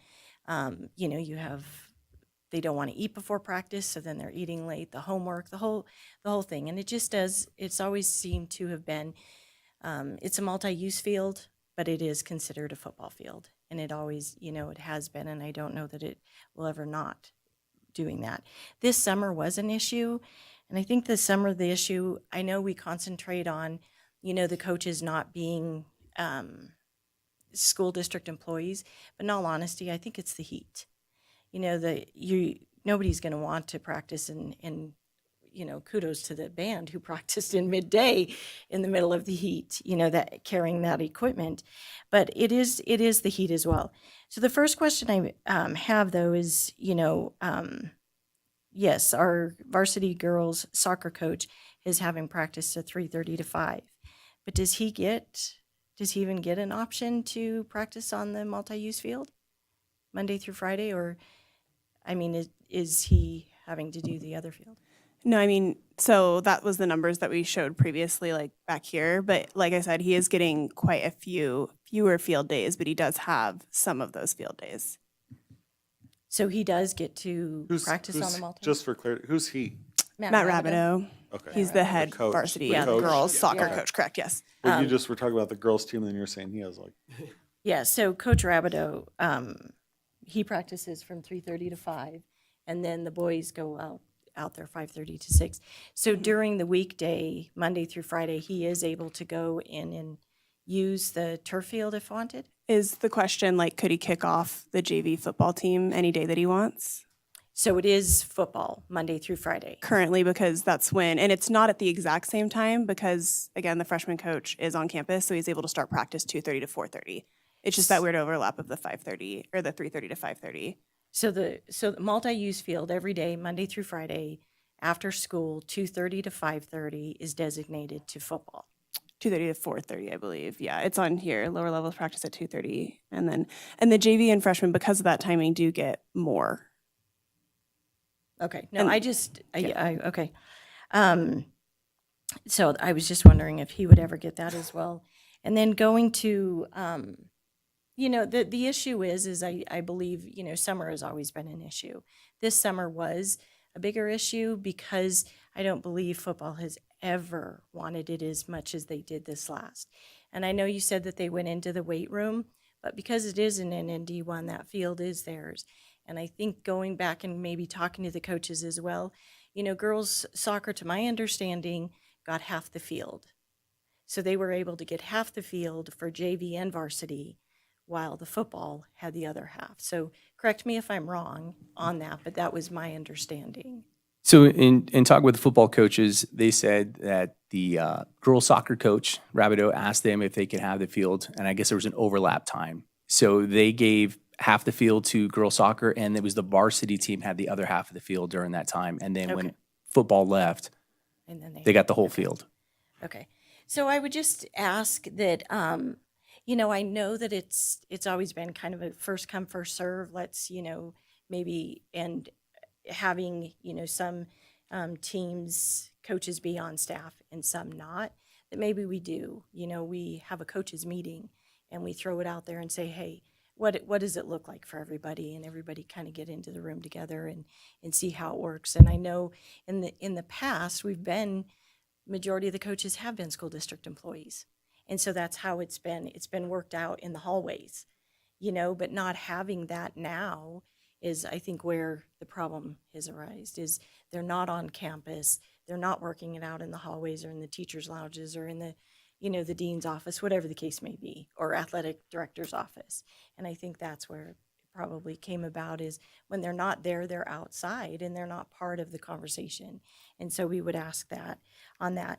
But since, Ms. Walt, just so you know, Yeah. I did get that. Is that on? There was concern this summer on that, so I did talk to the football coaches, and I said, you guys need to meet and come up with an idea and a plan, and then it was agreed on that. So that did come to mind. I was like, you guys deal with it, or we're going to have to start making time. So you guys come up to it with an agreement, and they did.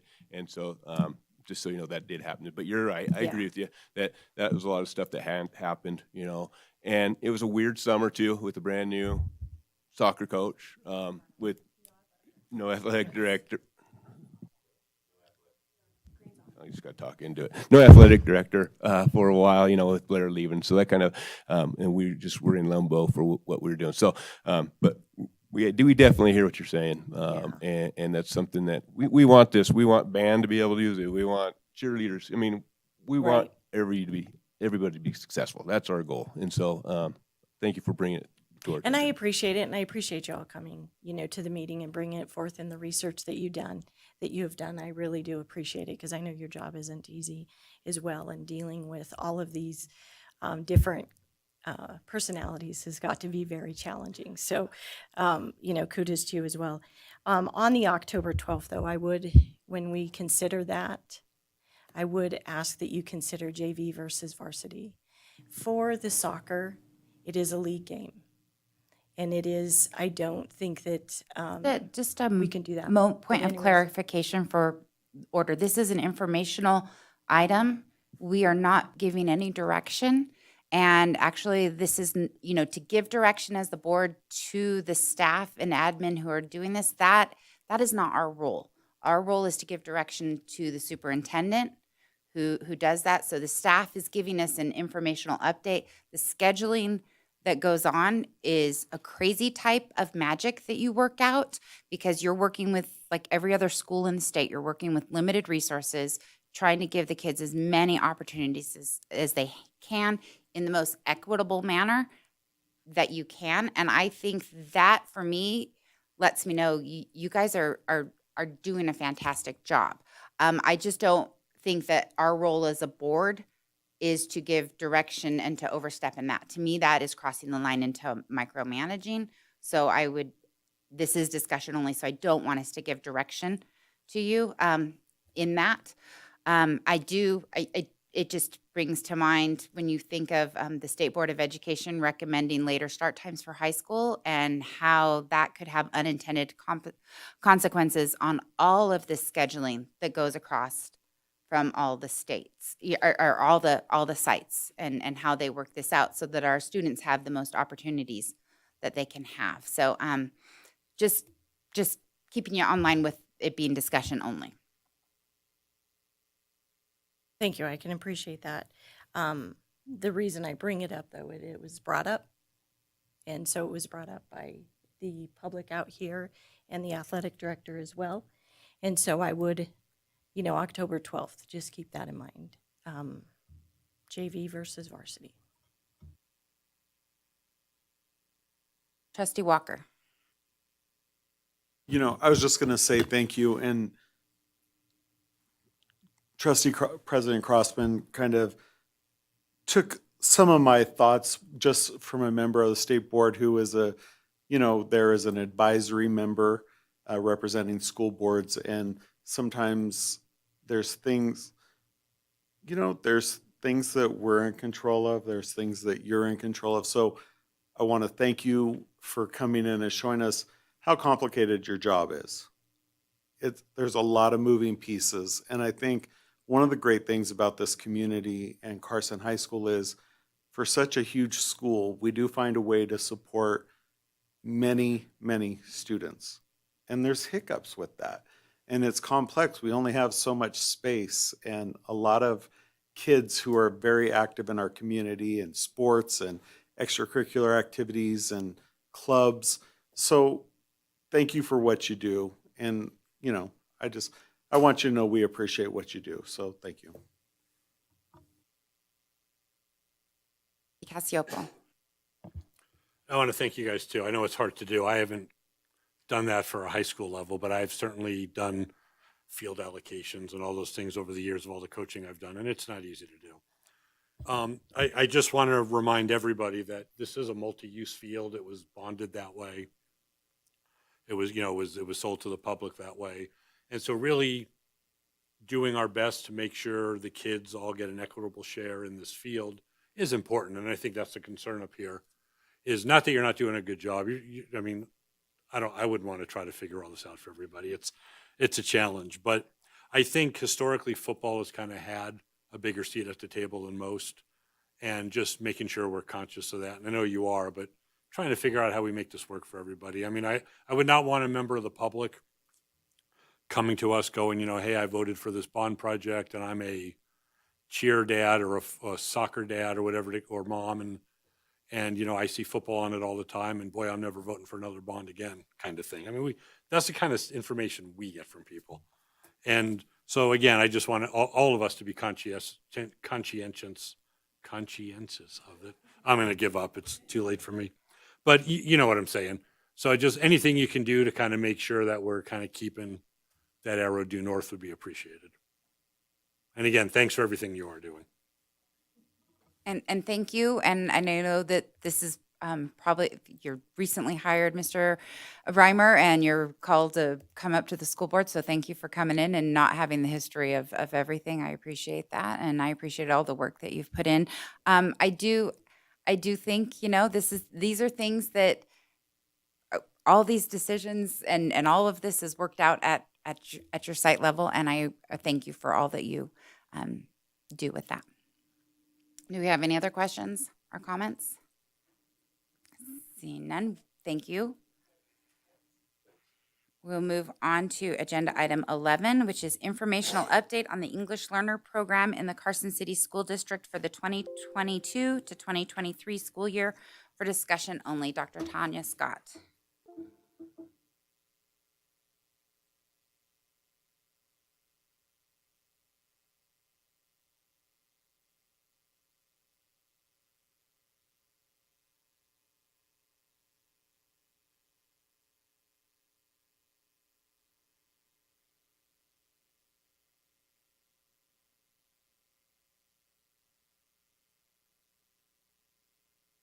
Good evening, President Crossman and members of the board.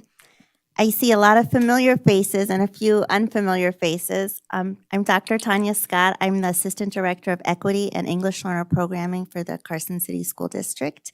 And I'm here tonight, I'm going to say on my annual, what's now my annual, we'll see how tonight goes, and then we'll know if it's the ever annual update for our English Learner Program.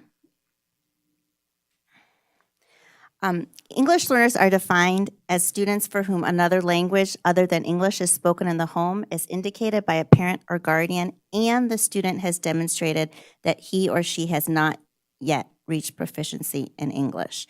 So that is the definition and how we classify our English learners in general in our school district per NRS. Per the Nevada revised statutes, we're required to report out twice a year annually on our English learner population, and that happens now with the LE annual data report form, which was an Assembly Bill 195, and then also we continue to do our Title III desktop monitoring. So the information I'm going to share with you is kind of a summary of those two reporting events. One has already taken place and one will be at the end of this month. I started with this quote, and it's interesting because it's a quote I use often when I'm working with teachers of English learners or multilingual learners, and it talks about a quilt being a metaphor for the many pieces that come together and are stitched together that create a whole beautiful functional entity. But I started to think about this because it's interesting. In the context that it's taken from is about diversity and about kind of supplanting, I guess, for lack of a better word, the metaphor of like the melting pot or cell bowl. But I started to think about this quote and how that doesn't only make sense for a population of students, but for the work that we do and how all these different parts come together to make a whole to the benefit, all those connections, all those different pieces to the benefit and the beauty for our students. So having said that, the first part of our quilt here is our enrollment data. So again, this is our data from the previous school year that we're going to be reporting out. And I say we because I'm reporting this on behalf of the many personnel in our department, which we're so lucky to have. Approximately 900 students were enrolled during the 22-23 school year. 1,500 of those also included students that were recently exited and are still being monitored, so that had participated at one point in the English Learner Program. So together that comprised almost 30% of the school district, almost a third of the school district was either in program or a former English learner. So it's a sizable portion of our school population. And when we looked at our demographic data, this is only the second time that we've been asked to report this by the state to kind of break it down like this. So the definitions used and that this data is based on are definitions that are set forth by the Nevada Department of Ed. I believe you have those in your packet. I will say we have a lot of diversity language-wise. In my tenure in this position, it's the most diverse diversity in language is spoken that I've seen, and it continues to grow. Per NDE provided definitions, our population of immigrants was 149. So if you think of our total population being almost 1,000 or 900, it's a pretty sizable amount based on the definition put forth by the Nevada Department of Ed. Refugee, we reported out as 2. This is the first year in our online registration that we've actually collected that information in the online registration. So this number is going to look a lot different based on parent self-reporting, based on the classifications that we were given from the Nevada Department of Ed. Newcomers was at 9. Our short-term English learners were at 719, and then long-term at 246. So just kind of, again, a little more piecing out of the fabric of what our population looks like, our English learner population, which is still within itself a diverse population. Just a few updates about the programs that we offer and the personnel that supports them. We continue to have a great deal of teachers who participated in high-quality sheltered instruction, which was 45 hours. It was a former school board Reg 219. So we continue to offer that to our students. We've now kind of transitioned that to academic language acquisition through content, which is in partnership with the NDE. We offer a class that they created with West Ed, and it's also given through Truckee Meadows Community College. So pedagogical practices have changed, and so we've changed our policy and our practices to match that. And then we continue to have teachers who work as EL designees who work with the students at either pull-out or coursework at the secondary level. And supporting them, we have about 250 personnel that hold an ELAD or an English Language Acquisition and Development endorsement. So really continuing to retain that. Just a quick question on the ELAD, because I know that TESOL changed to ELAD. Does that number include the number of teachers with TESOL, or is it just specifically ELAD? It includes it. So if you had a TESOL license, on your license it actually says ELAD, formerly TESOL, so you were grandfathered in. Great. So without any, people don't even realize it's synonymous if you've had it in the past. So our assessment that data I'm going to report on is based on the Access 2.0, which is administered once yearly. Last year we assessed 899 students, and it measures their language development in all 4 domains: speaking, listening, reading, and writing. And the data generated indicates whether or not we're meeting the goals of our program, and those goals are really twofold. We really look at proficiency and then progress towards proficiency. So are the students meeting the classification to exit, and are they making growth? So it's really kind of simplified like that. So having said that, I'm going to share some of those highlights about proficiency and progress. 10% of the students tested met the criteria to exit. Approximately 60% of those students achieved the requisite growth criteria as defined by Carson City School District leadership. So students of those who didn't meet the criteria to exit, 60% of them made what we would expect requisite growth, where they did not require a plan of a language assistance plan.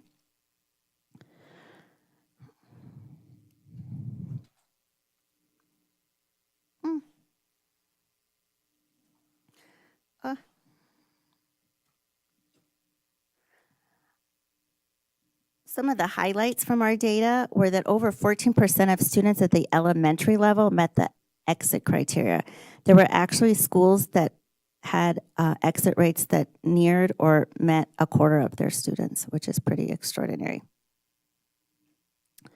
There was a 50% increase in the number of students at the high school level that met exit criteria. So we doubled our number of students that exited from the year prior. And then we were in year one implementation of Avid Excel coursework, which we implemented to meet the needs of long-term English learners, which are now being called experienced multilingual learners. And of the students that participated, 60% of them met the criteria for exit. So we tried something new, and it seems to be going in the right direction. Just some program highlights in general. We have ongoing professional learning opportunities. As President Crossman said, we continue to offer the ELAD coursework in-house, so teachers and paraprofessionals actually are able to take the coursework and then are able to earn their endorsement within the school district in partnership with Southern Utah University. We generally, at any given time in the cohort, have about 20 people working their way through that. We have offered several enrichment activities over this past year to the benefit of our students, and I think to the staff. For me personally, it's been a lot of joy. We've partnered with the Wild Horse Children's Theater to have theater in the schools. We've partnered with the Children's Museum of Northern Nevada, both for an art camp in which we had 2 art teachers come and do a week-long art camp that culminated in a community art show, which I know some of you I was thankful to had attended. And also the Children's Museum has offered us their space, and we hold a multilingual literacy day once a month where students read a book in Spanish and English. They get a copy of the book, and then they do a craft. This past week we had a scavenger hunt. So it's just been a really kind of joyful and enriching thing for students and staff alike. And then we've had a lot of highly attended family engagement events, including the art show. A lot of the sites have had highly attended events, the Posada at Mark Twain, and we just continue to really reach out and try to engage families in new and novel ways. So having said that, I have some gratitude to share for our department. I'm just so thankful for the EL staff, the 20 teachers and the 25 paraprofessionals that work tirelessly each day to meet the needs of their students and to understand all those pieces and those textures and how they all come together, and also how that they can use the tools and the materials supplied and the assessment data to really meet the needs to put it together to make it something whole. I'm thankful to the families. We've had some very loyal families that have been just such great wonderful supports and continue to come and support our families, our program. And then I'm especially thankful to what we have rebranded ourselves as the Multilingual Learner Vision Team, which was formerly our advisory. We're no longer asking for advice. We like visions, and we like the power to carry them out. I was concerned that people thought they might need to wear a cape to come to that team, and just for the record, that's totally fine if they do.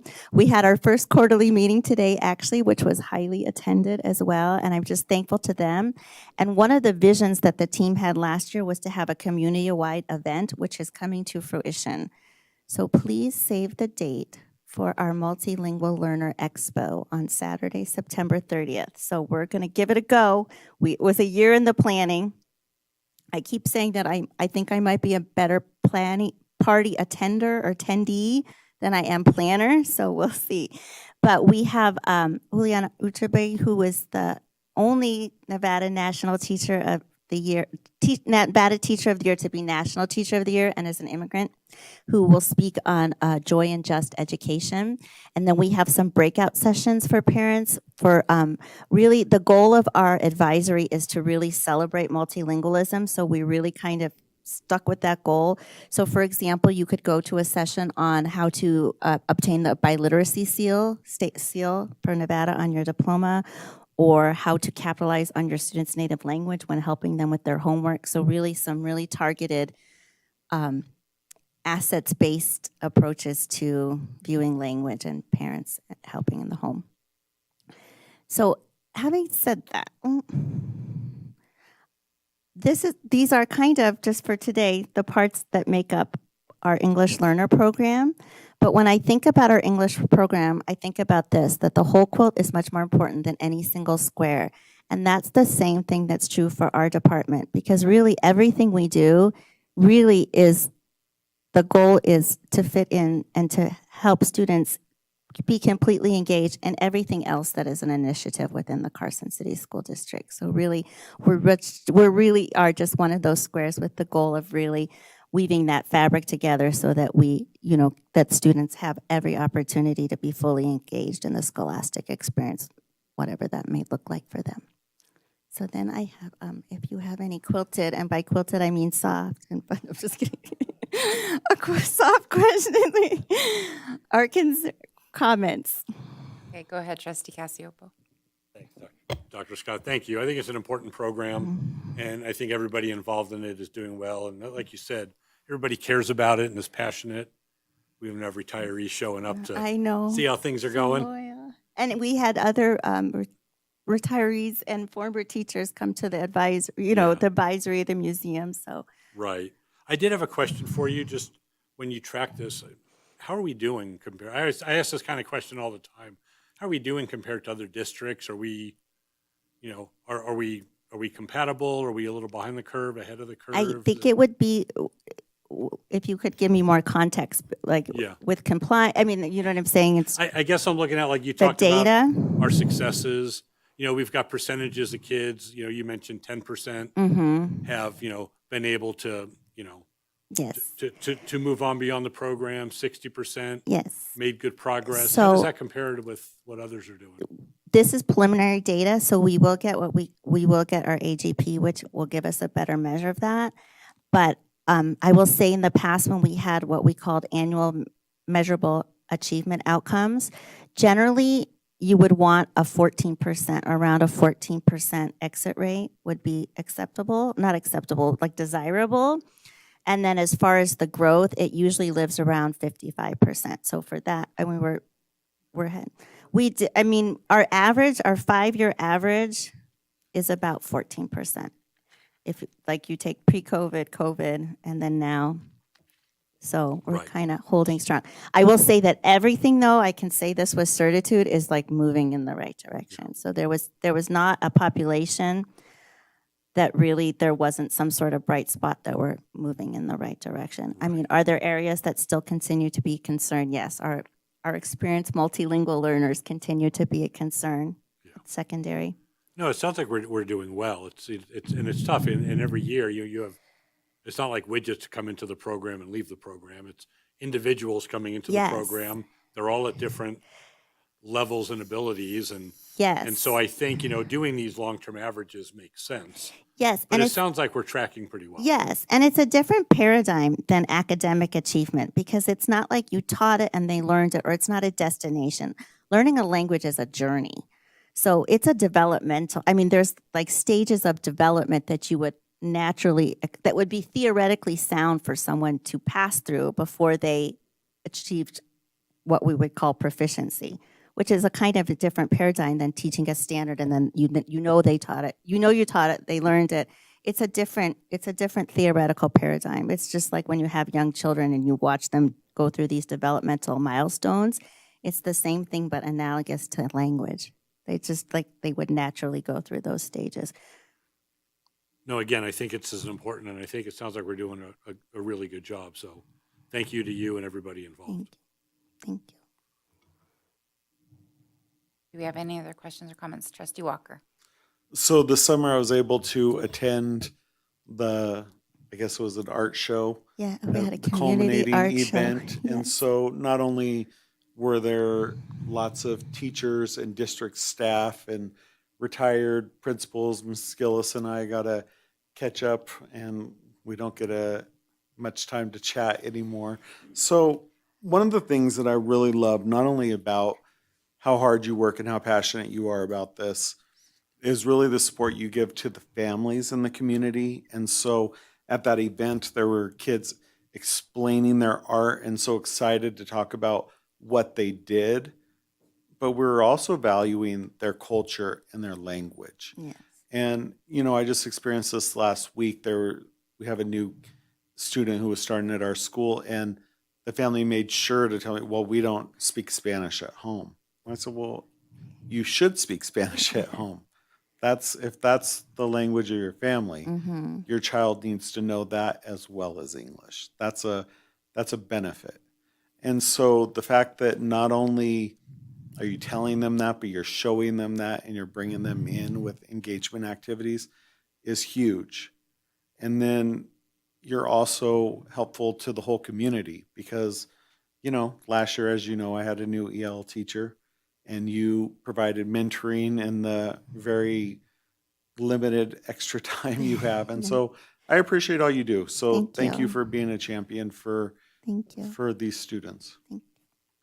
It literally is my pleasure. It literally is a pleasure.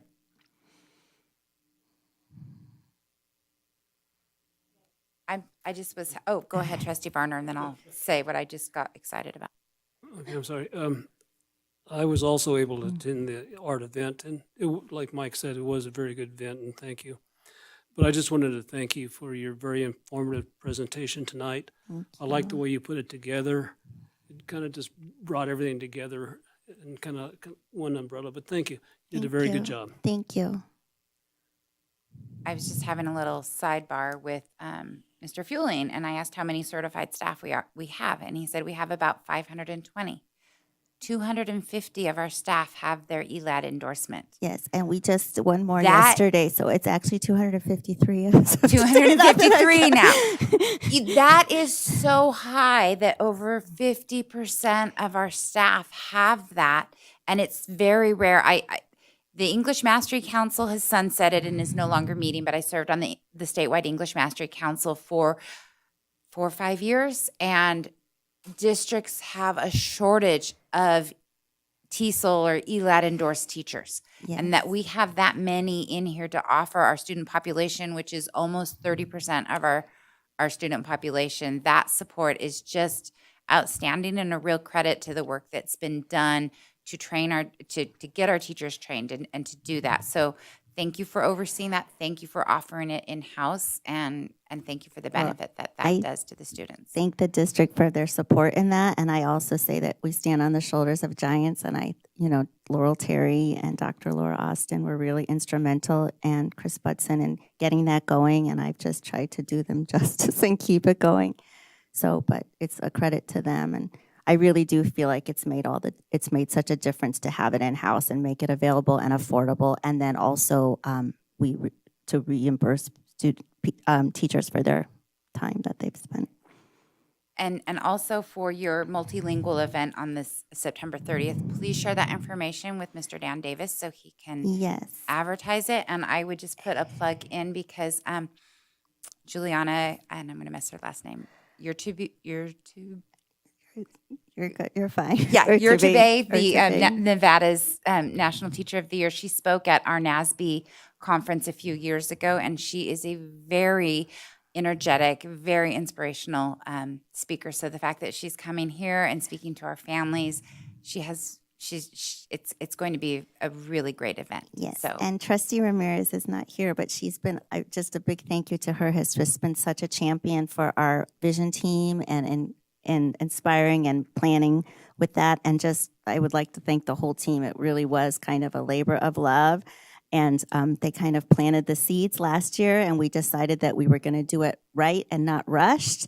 And it's like here now, and I can't believe it. But so we're just hoping. I keep saying it's the first annual, just like this. I'll know on October 1st if it's the only annual.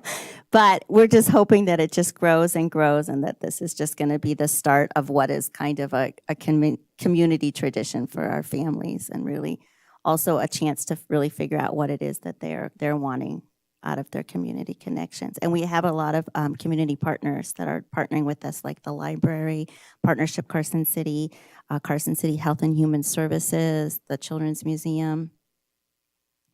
So It sounds wonderful. Thank you very much for your presentation. Do we have any other questions or comments from the board? Thank you very much. okay, thank you.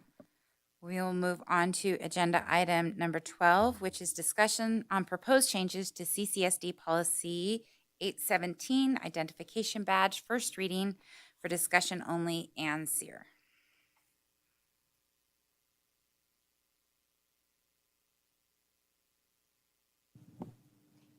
Thank you, President Crossman, trustees. So I don't know if I'll be able to follow up that act. We're going to have a gripping discussion regarding identification badges.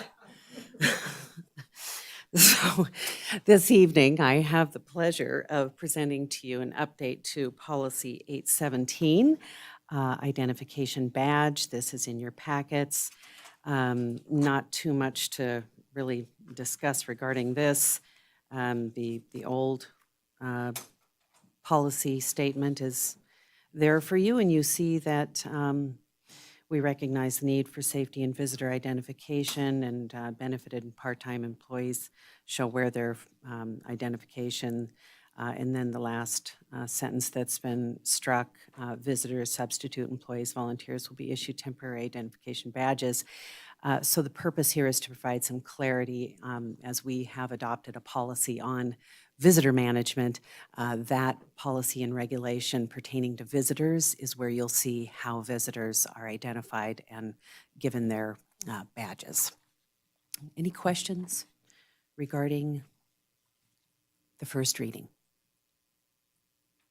Go ahead, Trustee Barnum. Would the substitute teachers be considered a part-time employee, or would they have to go through the system like we're using now?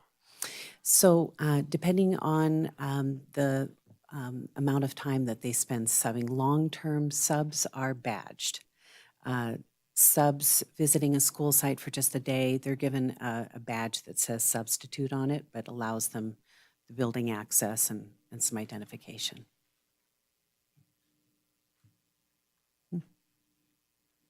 Do we have any other questions on this proposed change to the policy? Okay. Seeing none, we can move on to agenda item number 13, which is discussion on proposed changes to CCSD Regulation 817, identification badges for discussion only. Ann Sear. Thank you again. So our policy statement is kind of the big why, and then our regulation, of course, is the who, what, when, where, how. And that's what we try to address in our reg. I will say that a few hours ago, I was reviewing these documents to prepare for tonight, and I'm embarrassed because there's nowhere in this regulation that states that we expect employees to wear their badges. So I will correct that when I bring it back for your second reading. There will be a sentence that not talks about just how we issue and maintain and replace and all of that good stuff, but they actually wear them, yes. So, and with that, I'm happy to answer any questions or take any suggestions you have for the reg. I'm assuming these are electronic badges? Correct, yeah. Thank you. Yep. Do we have any other questions on this at this time? Okay, thank you. Thank We you look very forward much. to the second readings.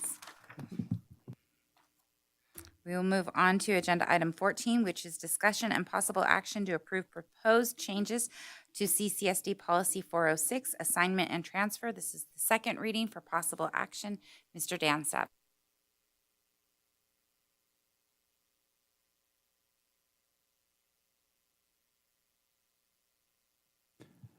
Thank you, President Crossman, members of the board. So this is a second reading for policy 406, assignment and transfer. Pretty quick fix that was listed, and no changes were suggested after the last meeting. So any questions you have on policy 406? If we have no questions, it is an action item. I move that the Carson City School District Board of Trustees approve September 12, 2023 as a revised date for policy 406, assignment and transfer. Okay, motion by trustee Cassiopo, second by trustee Walt. Do we have any further board discussion or comments? Do we have any public comment? Seeing none, all in favor? Aye, and the motion is approved. Thank you. Move on to agenda item 15, discussion and possible action to approve proposed changes to CCSD policy 408, promotion, second reading for possible action. Mr. Dan Sadler. Thank you, President Crossman. So there are a few changes again suggested for language here, but really the cleanup was due to a previous policy change. Probationary employment has been changed from 12 months to 6 months. And in the second paragraph, that is reflected on the changes suggested here, along with the language updates in the first paragraph.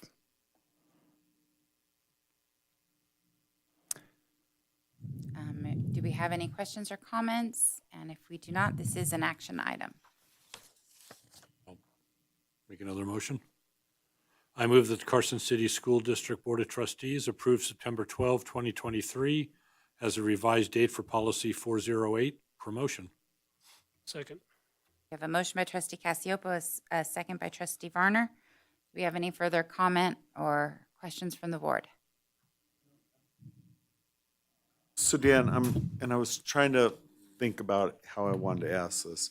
So looking at the second paragraph, somebody is promoted. If they're unsatisfactory, it says may be placed I guess that maybe also means that they could extend that probationary period and give them a second chance if they need it. Correct. Okay. Yeah. Thank you. And that is also stated in the collective bargaining agreement. Okay, thank you. Do we have any other questions or comments? Do we have any public comment? Seeing none, all in favor? Aye, and the motion is approved.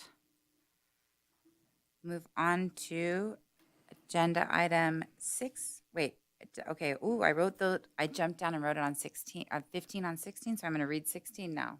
So, yeah. 16 is discussion and possible action to approve proposed changes to CCSD policy 426, payment of sick leave, second reading for possible action. Dan Sadler. Thank you, President Crossman.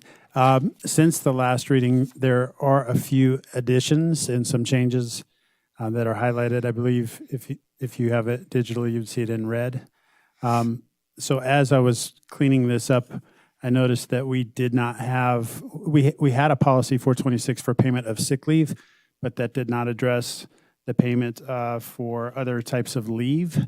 So what I've done here is incorporated the language from the CBA that we have for personal business leave and for annual leave, and updated that into one leave policy as opposed to creating additional policies specific for sick, annual, and personal business. I do have a question because under B, the first sentence is payment for unused sick leave will be granted upon voluntary termination from the district on the following conditions. Does that sentence belong under Section A, sick leave? Or should that sentence say payment for unused personal business leave? I see what you're asking there, and I will have to reference the agreement actually on that. But payment for unused sick leave will be granted upon voluntary termination from the district on the following conditions is accurate, but I believe personal business Now this, I'm sorry, this section is, should read personal business. So payment for personal business leave will be granted. That should be corrected. So if I'm reading that correctly, it's the B, payment for unused sick leave should be payment for unused personal business leave. Correct, yeah, right Okay. under B, yes. Okay, Payment for unused personal business leave. Okay, thanks. Because those are at different rates. You'll notice in the sick leave that there's different pay rates than there are for personal business. I have a question about C, Dan. Mhm. District employees who work 12-month assignments shall be paid a cumulative or cumulate annual leave upon termination, provided he or she completed 6 months continuous service in the fiscal year, in their career. You know what I'm saying? So if somebody just up and leaves on a whim, do we have any provisions in the bargaining agreement that would limit that, or, yeah? We don't, as long as it's continuous service, and there's obviously some different considerations if it's a year-round employee So versus. is it continuous in that year, or like, I started in 1990 and I worked 5 years, but this year, the second day of my contract, I just up and quit type deal? Well, they would still need to be completing a 12-month assignment and completing 6 months of continuous service. So if somebody quit after 2 days, they wouldn't be eligible. Okay, so it's in the year. Correct. Okay, thank you. But that's been an interesting study as well. Like the employment law that I've read through on this, like the employment date is a calendar date. So when you have a gap due to like a summer vacation where you have a 10-month employee, it doesn't change the fact that they're still employed during the summer. They're still an employee. So that is based on a calendar date. And we've had to make some modifications to the evaluation timeframe for some of those people who were in that gap and switching from 12 to 6 months. So just an interesting point. Just I noticed as I looked on page 2, under section 2, again, it's 200 days of sick leave, and this is the personal business leave section. Correct. And under 3, it again says unused sick leave, and I'm guessing you just need to change that to personal business Should be leave personal again business, correct. in Thank both you. places, so. Go ahead. And that can just be read in the motion, correct? And still taken action on? Okay. Are there any other questions on this? And it is an action item, although looks like Mr. Fueling has something to point out, so we'll let him have his sidebar.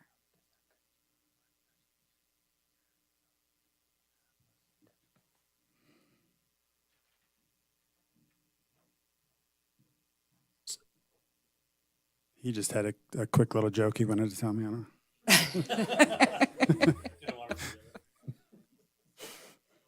He's trying to get me to laugh. Okay, do we have any other questions or any other comments? This is an action item. I move that the Carson City School District Board of Trustees approve September 12, 2023 as the revised date for Policy 426, recognizing the correction on Section B, payment for unused sick leave be changed to personal business leave in Section 2, and Section 3, with the correction of sick leave be changed to personal business leave for the Policy 426 payment of leave. We have a motion by trustee Wall and a second by trustee Walker. Do we have any other further questions or comments? Seeing none, any public comment? Seeing none, all in favor? Aye. Aye, and the motion is approved. Thank you very much. Thank you. Just I'll ask a question. We are nearing the end of our agenda item. Do we need to take a brief recess or just keep it rolling? Okay, just making sure. Okay, agenda item 17. Renee, are you okay? Okay. Information or agenda item 17, informational update on student enrollment in the Carson City School District for 2023 to 2024 to include potential budgetary impact for fiscal year 2024 for discussion only. Spencer Winward. Madam President, members of the board, so good to see you again so soon. Given your last comment, I am going to be very brief.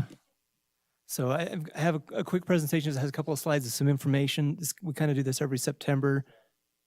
Gives you a year over year, just kidding, gives you a year over year kind of look of what the direction that our enrollment's going. So again, this is kind of snapshot. Our enrollment could go up or down from this point, but this will compare it to this time from last year. So basically, we just kind of look at enrollment from grade to grade change. Then also, I've got some numbers compiled from each school to see where that's going, and then just how that affects our budget. So this first graph here just shows, I have some, okay, just making sure I had the right display. Mr. Nay usually double checks my work. I turned this in too late for her to do that for me. So, but we have the right numbers here.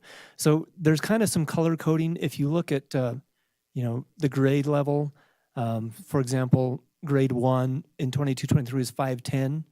That class graduated as second grade. So if you look at 23-24, that coloring follows that. So our 510 students in first grade last year turned into 505 students this year. And then if you move over to that fourth column, that'll show you the difference from that grade change. So we lost 5 students from first grade to second grade, comparing this year to last year. And then if you go back up following that color in the fifth column, it just shows you, hey, how many first graders do we have this year compared to last year? So this year's first grade class is 24 students less than last year's. So again, this kind of shows you where we're looking at overall 162 less than we had last year. So a little bit more than kind of where we thought we'd be this year, a little bit of more of a shelf from this year's kindergarten class from last year. If you look at the kindergarten line, we had 477 last year, 421 so far. Might be a few stragglers, but usually we're starting to see pretty good numbers from what we'll have throughout the year. Interestingly to note, so the totals of pre-K through 11th grade are approximately 18 students difference. So the main difference is we have those larger, older classes graduating. So we had 565 go out and 421 come in. That's a difference of 144. That's why those cells are highlighted yellow. The 144 is the difference of the 12th grade graduating class as compared to our kindergartners coming in this year. And that's accounting for the majority of our loss of students, as we have larger classes graduating and smaller classes coming in. Any questions so far? Alrighty, moving on. This will just be the same data. Comparing last year, September, 7,301 students versus this year, 7,139. And it just shows you the difference in school population. As you can see, Sealiger has held pretty steady. Bordewick's down the most. And Mark Twain would be second with 41 students less. I will admit some of those numbers are estimated due to our pre-K numbers. We have more pre-K students than we get funding for. We've just included the numbers that we get funding for in that 7,139 students. So some of those are estimated, might be off a student or two from one site to the other. Alrighty, so when we look at what we budgeted for, when we presented our final budget, we budgeted based off of enrollment at 7,220.9 students. Our actual weighted now, what we get funding for is 7,112.6 students for 108 less than what we actually budgeted for. Again, with our larger per pupil amount this year of $9,632, that does give a bigger effect. So the revenue that we're expecting based off our current enrollment is just over $1 million less than what we budgeted for. Ordinarily, red numbers of $1 million are kind of scary to me. And certainly I would rather see this be a smaller number. I would guess that our vacancy savings would pretty well take this close to zero based off our last couple of years. I know we've done better at filling ours, so our vacancy savings are shrinking, which is good for our students.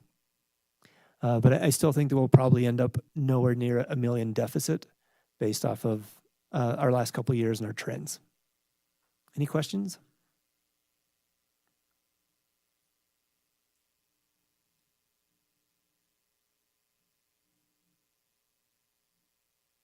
I do have one.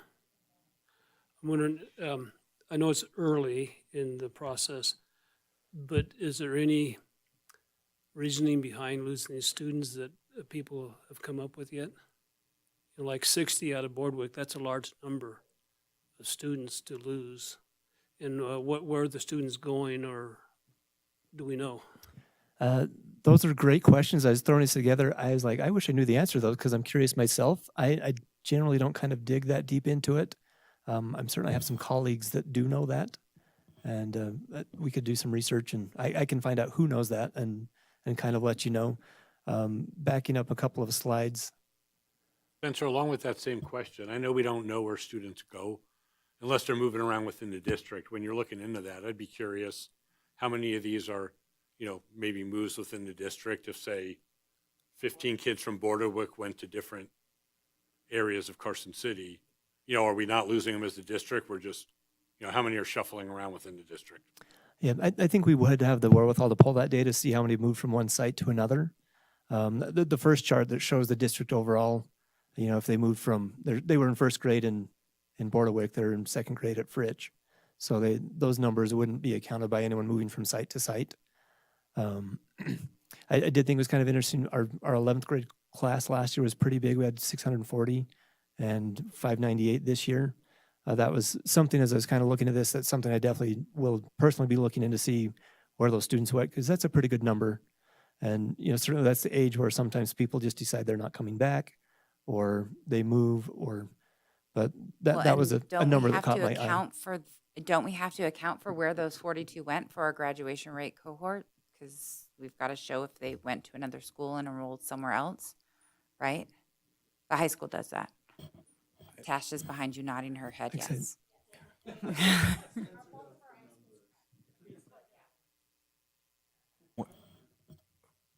You know, I think we saw a trend similar to this the last time the price of housing crept up like it is. I mean, this is an expensive community to live in if you have a family, if you need services of the government. You know what I mean? There's not a lot of services here. Housing is expensive. And so I think that we also experienced this the last time.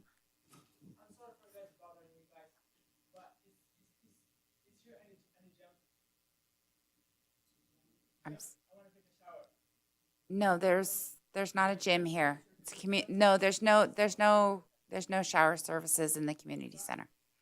Not here. Not here.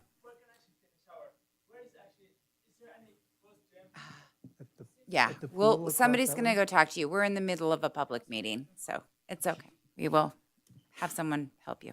Anyway, I think we saw this happen before in the past. So, Mike, I'm just curious, is Lyon County's enrollment going up? Yeah, I'm pretty steady from where I was last year, but I mean, just like here, housing's going up everywhere. So I mean, we've had 1 week, like it's been officially 5 days after today.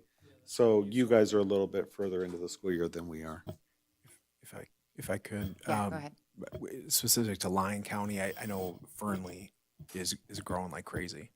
But as far as other parts of the county, I'm not sure, but I know that Fernley still is seeing a lot of growth. I wanted to add too, so for the kindergarten number, one of the things that changed this year is the start date for enrolling kids. So they have to be 5 years old by August 1st, right? So that shifted our date by about 2 weeks. Clearly, 2 weeks of kids isn't going to make up that entire number, but that certainly would have an impact. I think we had estimated it probably was around 20 kids, likely district-wide, that are born in those weeks that wouldn't be able to attend. The other thing, there was something else I was going to say about kindergarten, the 9 o'clock, yeah.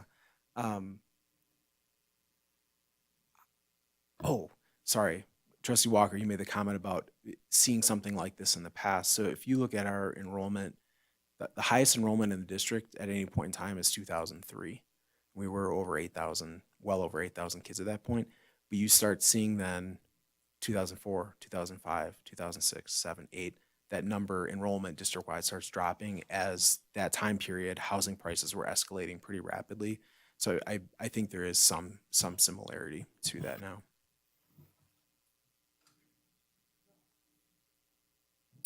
When is the official count date?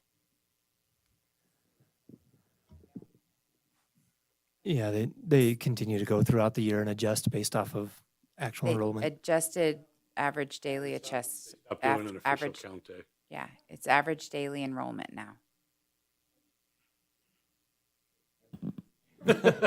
Every day's a count day. And that makes budgeting a lot of fun because every day is basically 1/180th of the entire picture for how you get funded now. So it's messy.